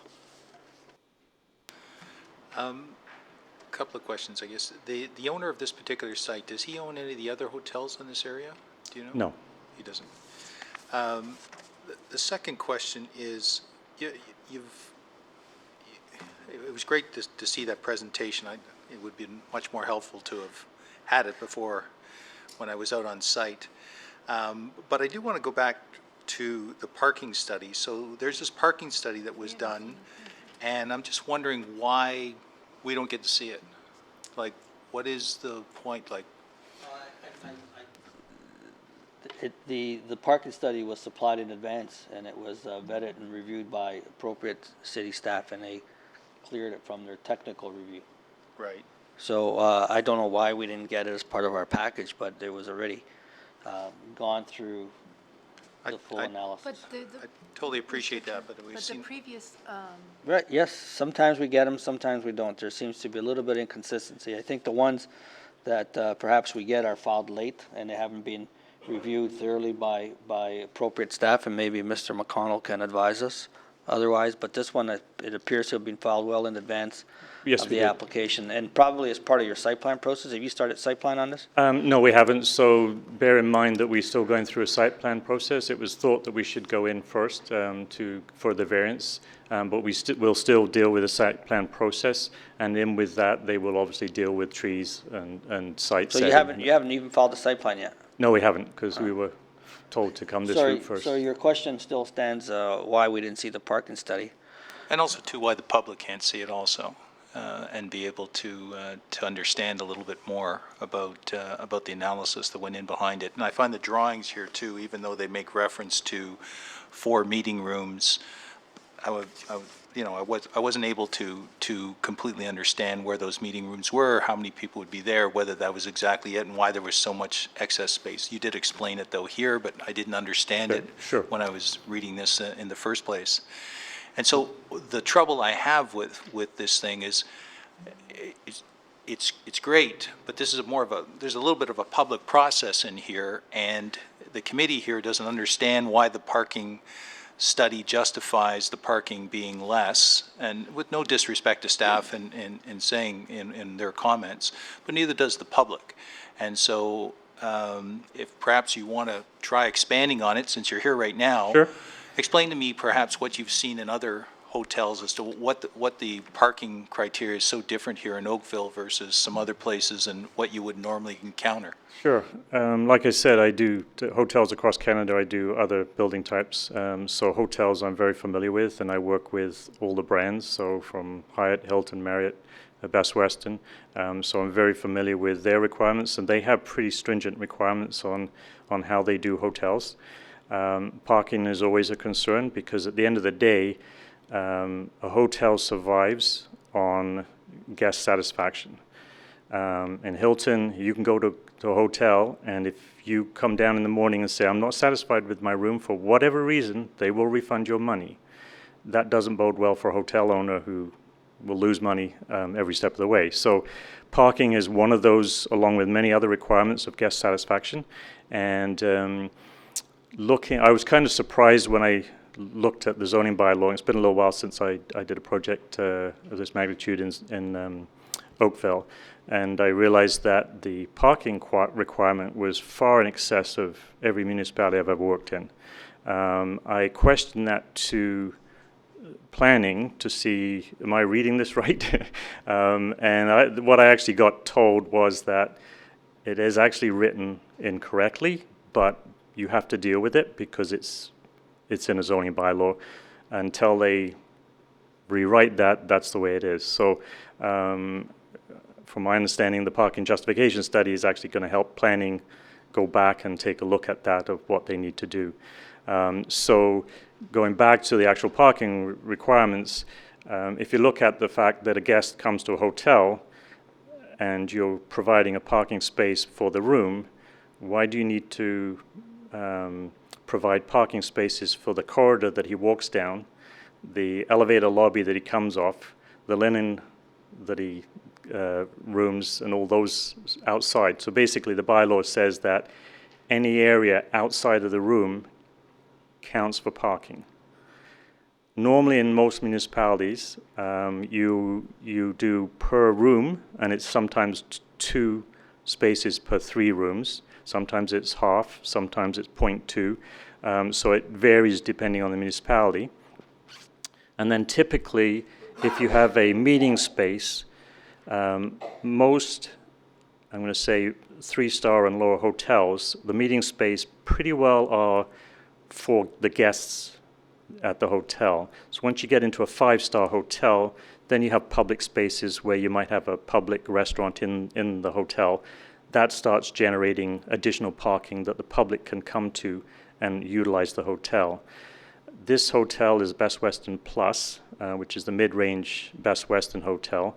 And what is offered in the hotel is, as you would normally get in a 3-star hotel, is breakfast, free breakfast.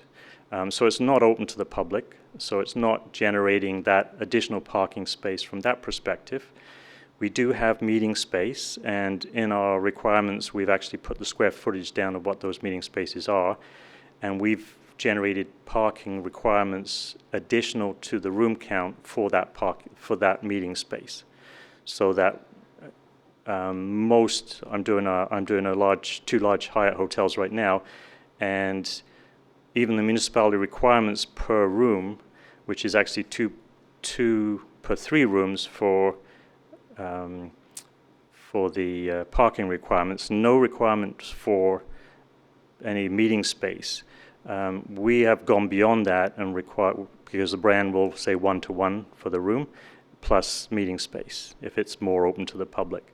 So in this case, what we've based our design on is what our rules of thumb for hotels are, which is 1 per room, and some additional for the meeting space, which is minimal in this regard. They're not big banquet halls or anything like that. They're just small meeting rooms.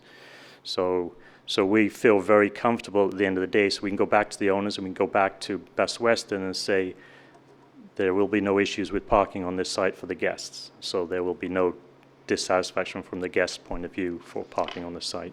Okay, thank you. Any follow-up questions? Okay, Mr. Charlebois, can we come back to you, or is this a follow-up? It was just a follow-up to this. Okay, good. And So then we have Mr. Tulowski that has a question. So just to clarify, the parking report. Who prepared it, by the way? Basically.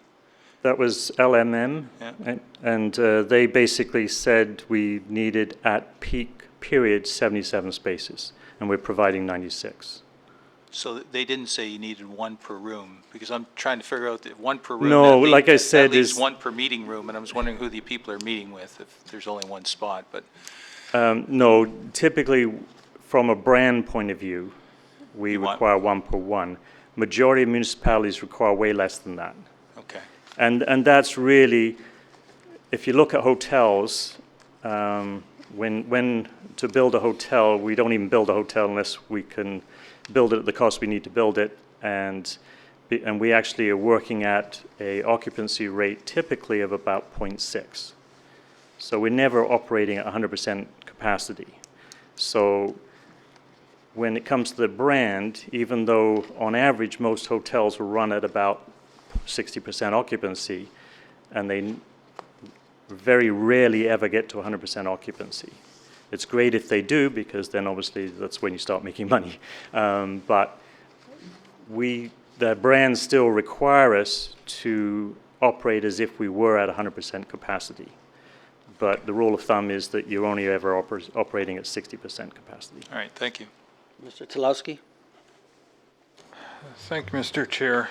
I'm of a similar opinion to my colleague. I'm not sure I have enough information to make an informed decision, given that we haven't been given the traffic report, because, and I know you're explaining it bits and pieces, but when I look at this on the face, you've got a full hotel, you've got 1,500 square feet of meeting space that only 4 people can occupy if they're not guests in the hotel, and there's no parking for staff.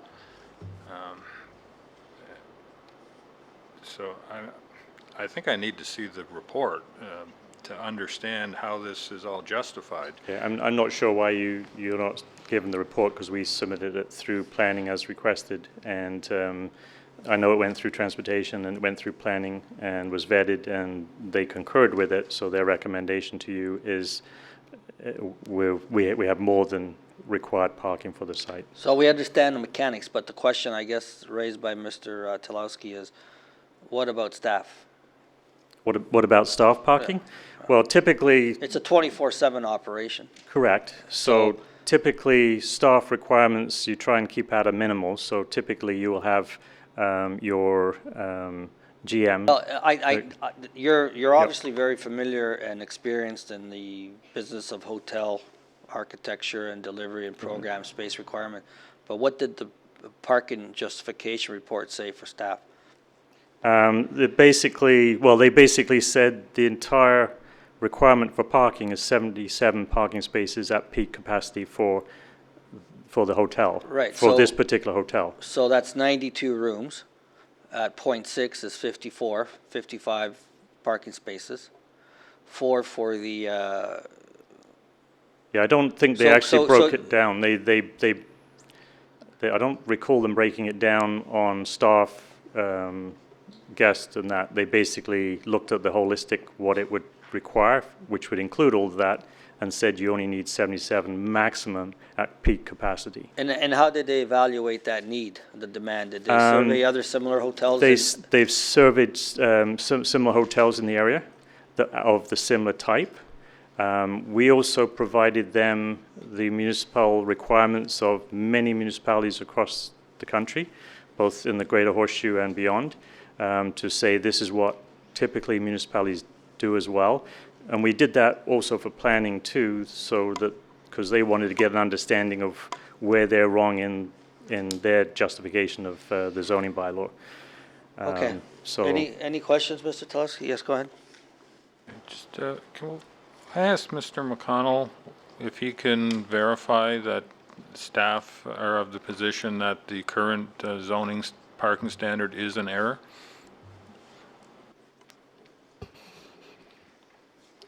Through you, Mr. Chairman, I'm not at liberty to make that statement directly. I haven't spoke to our zoning staff specifically with regards to this parking standard, so it wouldn't be fair for me to say, you know, I would concur with the statements that the gentleman have made. I'm certainly not disputing what he states, and that very well might be the case.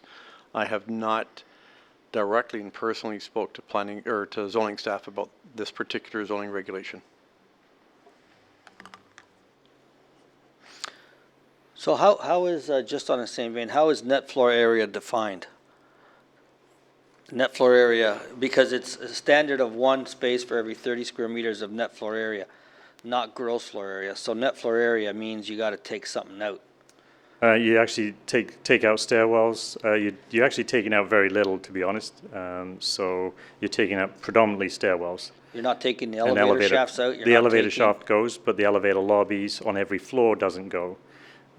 So Right, so the lobbies, so basically everything is netted out except the lobbies. no, I just. Electrical rooms? Storage No, rooms? that's not vetted out, is my understanding. Like, there's very little vetted out, to be honest, and that's why we get such a high demand for parking. Okay, gotcha. So- Any questions? Mr. Charlebois? Sorry for the stuff about the parking, but it's, you know, it's difficult to learn this thing on the fly. So I do notice too in here, because I look back at your meeting rooms, and you said there's 118 square meters of meeting room, and you based it on 30 meters, sorry, 1 parking spot for every 30 meters. But that's not really true, is it? It's 1 parking spot for every 30 meters of non-suites. I don't think the zoning actually says that if you have a meeting room, it's 1 per 30 meters of meeting room. So it's a little bit misleading about that you only zoning need by- 4 the spots zoning- for 1,000 square feet of meeting room. Okay, the zoning bylaw says that it's 1 per 30 square meters outside the room. Right, so it's spread out over corridors and meeting rooms and this Yep. and that and Net, whatever. net, yeah. And Yep. yet you, on your thing here, you specifically say, hey guys, I only have 4 meeting rooms, they measure this, and I'm only gonna allocate 1 for every 30, so I'm only gonna say I need 4 spots for the meeting rooms and that's it. Okay, so based on what we're used to from the perspective of hotels and other municipalities, we still count the meeting space at the 1 per 30. But we increase the room to 1 per 1 from our perspective, which far exceeds any municipality we've ever worked in. So that for the brand, we will be at a higher requirement, which basically provides surplus parking.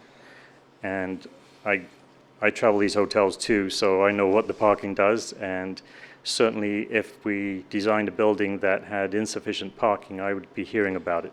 So I actually, I'm not disagreeing with you, sir, at all. Yep. I'm just trying to react a little bit to the study. You said that the study had 77 parking spots. The municipality claims to require 140. Roughly speaking, that's half, and I'm just trying to figure out. Well, how- the easy rationale is that if you look at the square footage of the room, whether you talk net or gross, it doesn't matter. Doesn't make any difference, I agree. Basically, the whole ground floor is breakfast area. Yeah. It's your lounge, reception, so your back of a house, laundry. So basically, that entire ground floor, which is equal to a typical suite floor. But if you look at the suite floor, when you add all the guest corridors and your lobby space, your linen space, everything else, you suddenly have basically half the space of a building, or I'm going to say double your rooms count in reality. So it's suddenly requiring you to have half as much parking again. And if you've only got 98 guests in the hotel, you're never going to get there. So it's like I said, I was shocked when I saw the Oakville requirement for parking, because I can go through municipality after municipality, and they will all be way lower than what even we would propose per brand requirement. So Mississauga's 0.8 per guest room. I know we're doing in Winnipeg, it's 2 per 3. Yeah, well, And that we sort of thing, can't, so- I think if we go across the nation, we'll find different standards, but we got to sort of Yeah. Well, focus on Oakville and its requirements, whether correct or incorrect. This is why we have the justification and the ability to address it. So, there's different reasons why different standards across the country or across the GTA. So if there's no other questions, we'll listen to the residents' concerns, and then we'll invite you to come back, sir. If we can get the lights. So we'll have to keep all that stuff that you showed us as exhibits, so just leave them on the side in case someone else needs to use them. Okay. Okay, who would like to speak to the committee first? Anyone? Good evening. Robert Brabers, 1520 Clearview Drive, and I'm the president of the Clearview Oakville Community Association. So that's the ratepayers group that Mr. Wright referred to. The residents have two major concerns with this proposal. One is the parking, and I agree with the comments made. We have liked to have seen that study. We have not seen it. So we have less knowledge on parking rates and such than yourselves or the planners. So we would have liked to have seen that study to understand the rationale, because we just read the bylaw and it says that many. The major concern is the sight lines from the hotel, the south-facing part of the hotel, into the residents' backyards. And some extent vice versa, but it's more the hotel looking onto the residents. As Mr. Wright said, efforts have been made for screening of trees and such. Our understanding, however, is that the residents would not be involved in the site plan approval or anything in the process because of the distance from the hotel to those homes. So as a minimum, we would like to see the residents engaged in that site plan process, because the trees are the key thing. Furthermore, those trees that Mr. Wright pointed out, they're on town land. So there's a complication in terms of open space and such. So there's some extra pieces into this that we want to make sure the residents are fully engaged with. And as I said, our understanding is they would not be engaged in this process as it's currently laid out. Mr. McConnell, is there participation by residents in the site plan committee? Is this a matter that will go to site plan committee, or is this delegated? Mr. Chairman, properties that are adjacent to residential, developments that are residential themselves or are adjacent to residential properties are vetted through the site plan committee. And residents that are abutting the subject property receive notice of the site plan committee. So in this particular case, it's in the East Planning District. I'm not sure what consultation you might have had with the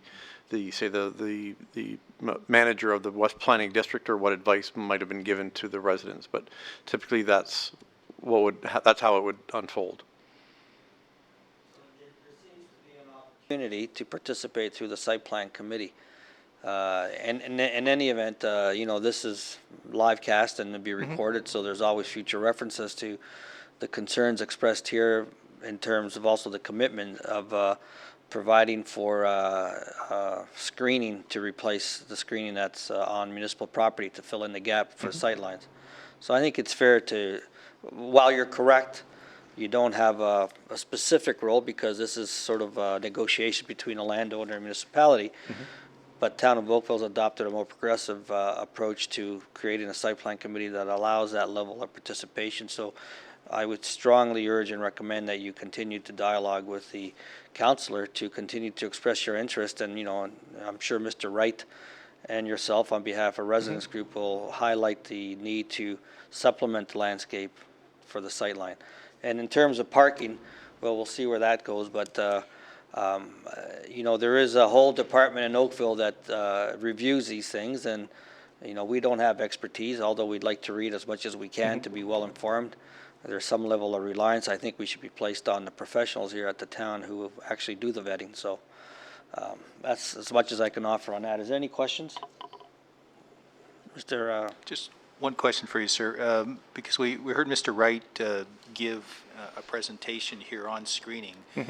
Was that something that he had discussed with you at prior meetings? I mean, are you happy with that screening idea? This is the first time myself, or I believe any of the residents have seen the screening chart. We have dialogued about it, Mr. Wright and myself, in emails, but we had not seen that presentation before. That's all I need to know. Thank you. Any other questions? Okay, thank you, sir. Thank you, Mr. Chairman. Anyone else wishing to speak to the committee on application CAV 205-2016 for 2913 Sherwood Heights Drive? Yes. There's one more hand, Mr. Wright, so just hang on a second.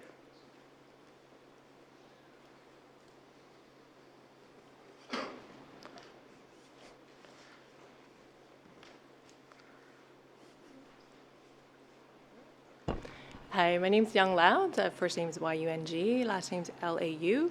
I'm at 2900 Appleton Court, which You might have to speak a little bit louder because I Can you hear me now? L-A-U is the last name. And my address, that's me in the first line of the petition. Yes.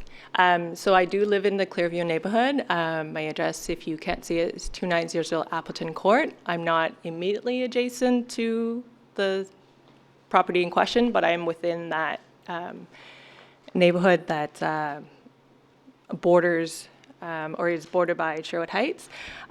Just for, I guess, for the record, I'll just read to you what it says in the petition. We, the undersigned, oppose the application for variance CAVA 205-2016 for 2913 Sherwood Heights Drive, Town of Oakville. This application is to seek the increased building height from 18.5 meters to 21.85 meters and to reduce the required parking spots from 140 to 96. Our opposition is due to concerns relating to, but are not limited to, 1, building height. 6 stories is inconsistent with surrounding properties and neighborhood as a whole. Just as an aside, there are no 6-story properties in the surrounding area, in any of the roads or within the neighborhood itself. Just looking at, you know, like an aerial view of the neighborhood. If you think of the neighborhood as a square, with Sherwood Heights sort of on the northern boundary of the neighborhood, there's maybe 40 or so non-residential buildings. This could include churches, businesses, restaurants, etc. By and large, there are 1 to 2-story type buildings. There are no 6-story buildings. Most recently, there was an increase in height in one of the neighboring hotels, which went from 4 stories to 5 stories. And I just want to point out that the hotels in the area up until now have oriented themselves such that very few number of rooms overlook into the neighborhood at all. If you look at windows that are 2 stories and above that may have a potential sight line into the neighborhood, they total 4. So whereas now we're proposing to have a building that spans, I think according to the plans, 11 rooms wide, on the street that have a potential of looking into people's backyards, into bedrooms, children playing in the backyard. I know a lot of residents are not comfortable with that. So just food for thought there. On to the point number 2. Again, maybe it's the lack of understanding and the lack of consultation with public. I certainly have not spoken with Mr. Wright. I'm just mom in the area. I do belong to Facebook groups in the neighborhood. I am part of the local school parent council. I do volunteer quite actively in the neighborhood, and I haven't not heard of any consultation efforts. So maybe it's educating the public as well. But it seems that parking should be adequate to support any activities at the hotel. Again, there is no street parking in the neighborhood on those ring roads that surround the neighborhood. We do have an issue with one of the properties further along on Sherwood Heights that's for office use, whereby cars are literally parking in the field because there's inadequate parking at that location. Parking is also a concern at the local school at James W. Hill. There's, especially at peak times, there's just cars on the street. So of course parking is a very key issue for residents there. As far as number 3, again, we're concerned about the increased traffic volume on Sherwood Heights Drive, which is one of the main arteries into the neighborhood. The larger hotels or the busier businesses tend to be on the very fringe of the neighborhood. So you have on the one corner of Sherwood Heights and roughly Winston Churchill, you have a gas station, and next to that you have a 4-story hotel. Those are, again, like right at the corner. It doesn't really encroach into the neighborhood. On the other end of Sherwood Heights, where it meets with South Sheridan Way, it's, again, a larger hotel that's currently situated there. Again, that doesn't really encroach into any of the roads into the neighborhood. And those hotels are both accessible by South Sheridan Way, which is the outermost road in the neighborhood, so that cars do not actually have to come into the roadways that the residents might use. On to point number 4, we're also concerned about the increased just traffic hazards on that road because it is a curved road. We're introducing 2 new sort of entry exits, and just by experience, there's been, again, at that corner where the gas station and the other hotel is, I believe that's the Fairview Inn, I believe. There's been a number of near misses. All the residents talk about how it's such a blind corner, cars pulling out of there, just very hazardous, especially since there's a lot of teenagers or families that walk to the nearby Tim Hortons or the Wendy's restaurant. So increased traffic is obviously a concern. And lastly, number 5, obviously there's privacy concerns with that many more eyeballs looking into residents' homes or backyards. As a point of reference, I know Oakville is expensive everywhere, but Link homes in the neighborhood start at $800,000. Detached homes are $1.5 million. And so far, any development that's happened in and around the area has been respectful of the fact that people pay, hard-earned money to get into this neighborhood and, would enjoy some privacy. And again, any development has been respectful of that, with orienting their buildings such that there's minimal number of windows overlooking into homes, or building structures that are kind of in the style of residencies. So that, for example, there's like a 3-story office building that looks like townhomes. Properties have peaked roofs. Things look like clock towers. So just to have a building that's set 10 feet back from the sidewalk, with 11 rooms wide, 6th floor high, it just seems like a great imposition onto the neighborhood. It's quite, I don't know, in everyone's minds, it seems to loom large. Even the recent 5-story addition that was put on the other hotel seems to really loom over the neighborhood and takes away from the residential feel and takes away from sort of the livability and the character of the area. So I'm happy to answer any questions. So the height, 6 stories is a permitted height. Well, I guess maybe that's for... The only difference in terms of the variance for height is for the ornamental parapet. So I guess So there's that, no windows on the ornamental parapet. So- So if you ignore that, everything below that, the 6 stories is permitted by the bylaw. So I think they tried to attempt to provide an architectural element to break up the mass with a parapet and some decorative features, which in fact triggers the variance. so I guess maybe a point for clarification. I understood that the variance, like the allowed limit, it's 18.5 meters. Right. So the 6th floor, what is stated as the top of the 6th floor on the plans submitted by the applicant, it's 19 meters. So in order for you to have a 6th floor, you're already into this, you're already exceeding what is allowed. And furthermore, you then add what's the No, you're correct. decorative piece. So it seems to me that you're just trying to shoehorn as much as you can into a very limited space in an area that doesn't already have high buildings.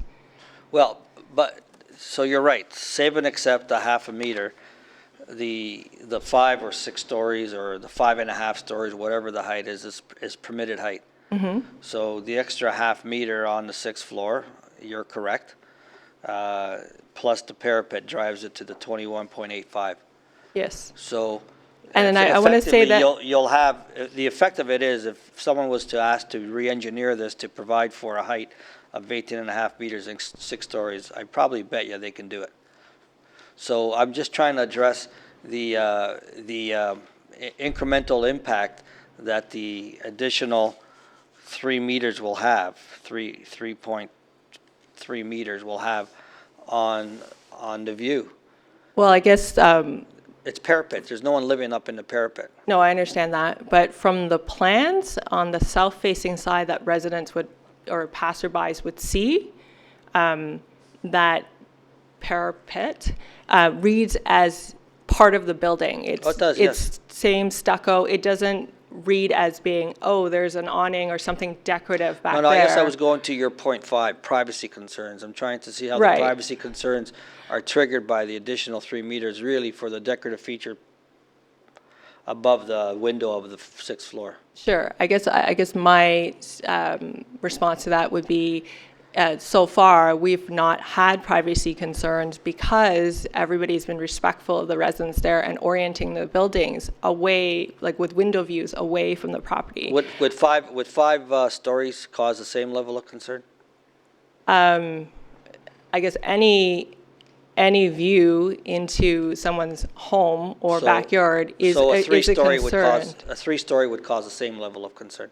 For me, as a mom with kids in the area, yes. Okay. I think it's a 27 proposition where at any one time someone could be looking into a home. And just because you can doesn't necessarily mean you should. And when did you move into this neighborhood? I've been in the neighborhood for approximately 2 years. 2 years. So when you bought in a neighborhood, you knew what was happening and you knew what the zoning is. This is all employment zoning, right?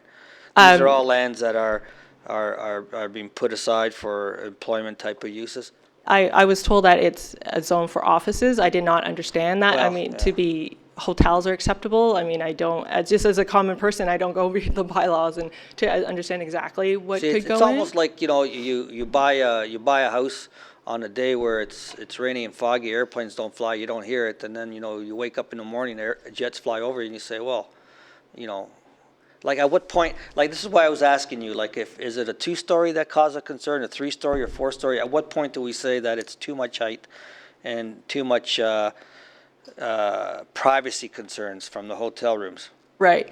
Well, I guess it's just, you could minimize that as other buildings have done, and there has been no attempt to minimize it at all, from what I understand. Yeah, and that's why I was Through- trying to find out whether 5 stories would be appropriate versus 6. And I think you said anything that causes overview could be above 2 stories or 3 stories. It's the same level of concern. Well, to me From your perspective. personally, From your yes. perspective, yes. I just feel like there has been no mitigation of that. It's just asking for a little respect of what's there. Okay. And follow the example of what has been done previously to minimize residents' concerns. Is there any questions from Mrs. Yang Lo? Thank you very much for your thorough presentation. Thank you. Appreciate that. Yes, You you want need to leave with us a petition. Anyone else wishing to speak to committee on the application CAV 205-2016 at 2913 Sherway Heights Drive? Okay, Mr. Wright?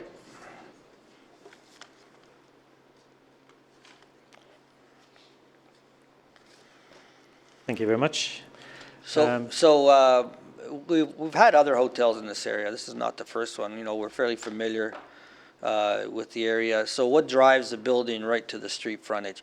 And then the other question I have is, Mr. McConnell, is usually there's a first level of site plan submission and comfort before it comes to the committee. So that way the committee knows that the siting of the building through the site plan process has been appropriately accepted by staff. There could be other mitigation measures that could have been presented or discussed, and it seems to me that, in this case, in my view, cries out for site plan to at least be received the first level of site plan comments on the application before it comes to the committee. So maybe Mr. McConnell has some insight on that. Thank you, Mr. Chairman. I would think in this case, given the nature of the variances that are being requested, dealing with the strictly with the number of parking spaces, and as you mentioned, the architectural feature at the top of the building, that wouldn't impact the building usage itself, the primary building and the number of units. I would suspect maybe the thought was, and the advice to the applicant was to, proceed, take their, not to take their chances, but, to come forward and make an application to obtain those variances, as they wouldn't materially impact the nature of the site plan application itself. No, I was thinking more like in lines of the placement of the building on the lot, maybe a further front yard setback. Mr. Chair, can I address that? Yeah, Because sure. we did actually go in for site plan preliminary review. Okay. So we have had comments back, and we have... So you went through a pre-consultation meeting? Yes, we did. But not a site, so you haven't filed a site plan? We haven't filed a site plan because what we wanted to, like anything else, is that we work with city municipalities, so we want to go in and make sure we're doing everything we can with the concurrence of planning. So we spend that extra step to do that. It's a teamwork at the end of the day, trying to put in a project. Yes, we have the sensitivity that the fact that this was a virgin lot. It's not a ravine lot, it's a commercial zone, and we have residences beside, and we have to be mindful of that. But we did go through consultation, and this is where planning had said that they would like to see the decorative feature on the building. But I'm saying, well, if that's going to push us for a variance, we were happy to eliminate it and just stay at the 6-story and meet the height requirement. Planning was receptive and said, no, we would like you to go forward and go for a minor variance on that. So we said, fine, we'll do that because we appreciate the feature. And by the way, in meeting with the residents, of course, it's hard to get every single resident out there. We had a public hearing. It was open.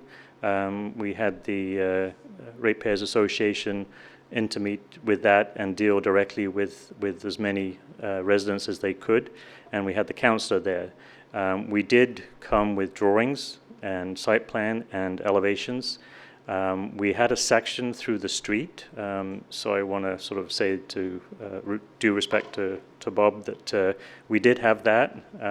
What we didn't have on that section was the resident drawing from across the street, which we then added from these comments, because during that meeting it was very clear that the suggestion of adding trees to create a screen was the logical thing to do to address the concerns of visibility between guests looking into the residents' rooms as well as the residents looking into the guest bedrooms.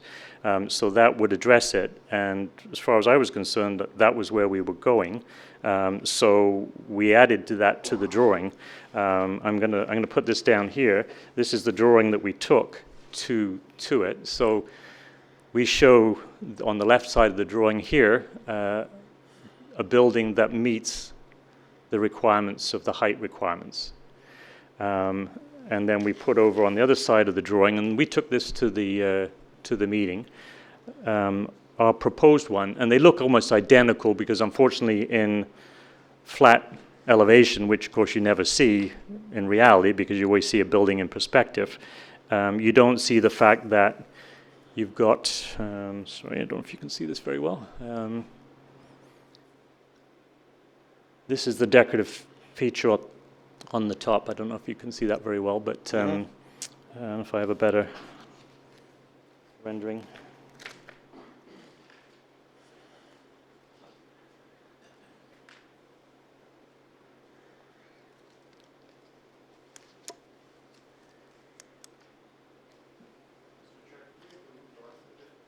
Yes. Can we have the room darkened so we can follow along on the, dim the lights, please?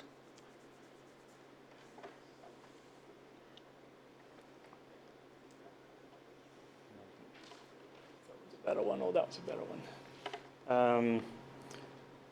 So basically what we're talking about is that on the top, whereas in elevation, which again is a two-dimensional view of a building which is never ever seen like that, it appears flat. And on this particular one, if we did it per the zoning requirement, it would be exactly like that, excepting it wouldn't have this projection out as seen here, which is this piece here. And it's open. It's not like all of these is open voids. It's just like a trellis on the top. So we thought it was a nice feature to add to the building. But what basically happened, as far as we're concerned, is that that basically is the roof height. So it's about there.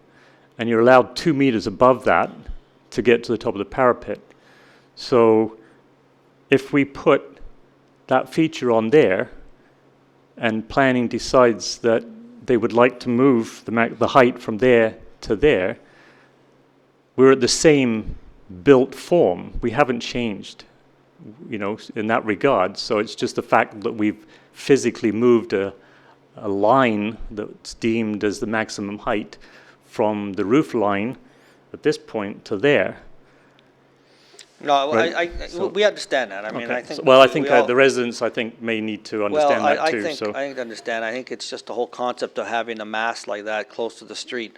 Was there any discussion or review or options considered, analyzed, studied for the reorientation of the building differently so you have less wind? Yes, we did, because Okay. one of them asked us, why can't we turn the building perpendicular to the road Right. like the other two hotels? Right. Unfortunately, we're in the center of a block. The other two hotels are at the end of the block, so their lots run north-south, whereas ours run east-west. So we have a very narrow lot, and if I can show you, I know you have a site plan there.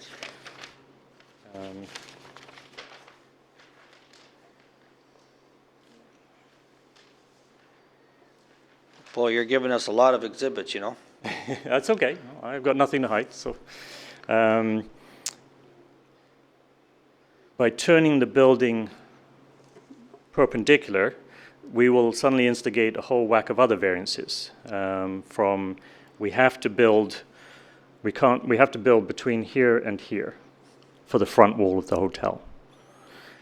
If we turn it perpendicular, planning won't like that because it doesn't address the street. So any rules of planning, you want to address the street. So right now, But you have your whole drop-off area, activity area on the side, not the front. on the side, yeah. So we it's tried. like it's got no address.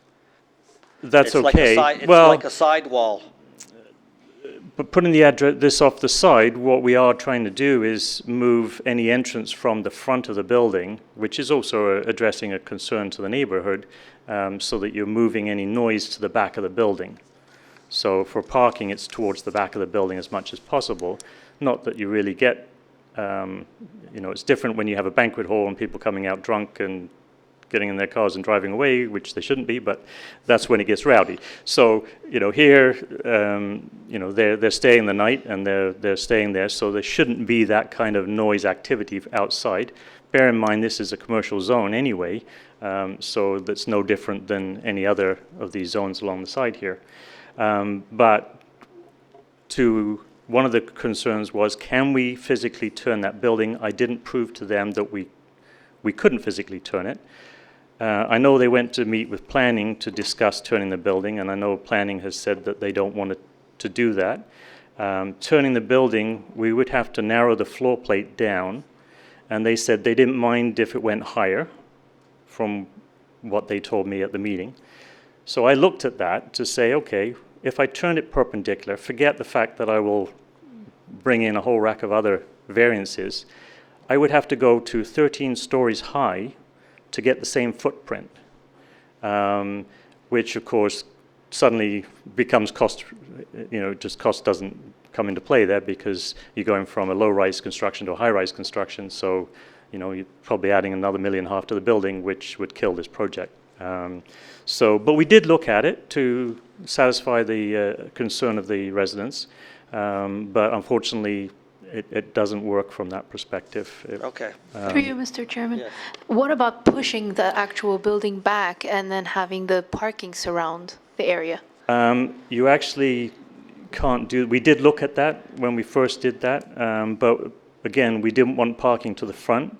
But planning, there is a setback. So if I move the building back, even to that point, I can't get a driveway and fire route around the building. So I actually lose more parking, and then it becomes non-viable. So we did look at multiple options here. The other problem is I have some sewers that run through the parking lot here, and I can't build on those. So I have in a sense, I can't push it back. So in reality, I can only build along this front piece here anyway to make it viable as a project. Obviously, you need your entrances in and out. We've tried to I think we did look at one point by moving that forward and having just a one-way road at the front, but we didn't like that because we're trying to get the entrance away from as close to the residences as possible, even though we feel that there's not a large volume of sound coming out of the front door of this hotel. Again, it's not a banquet hall. So we try to address as many concerns of what we would perceive dealing with residences on one side, even though they didn't come up in that regard for us in that. Okay, thank you. Any further questions? What does that possible future connection between sites mean? There was one point, and we didn't take it off that one. There was some discussion early on whether the sites could be linked.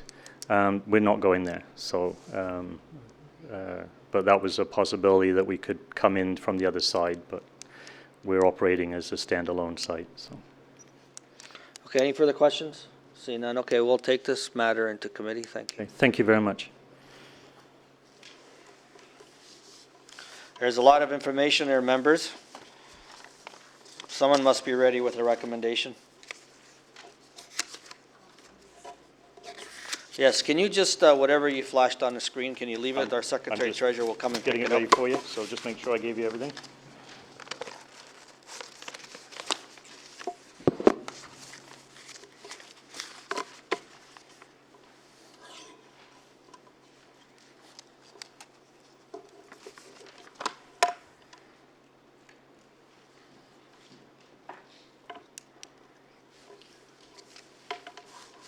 Who would like to move a recommendation?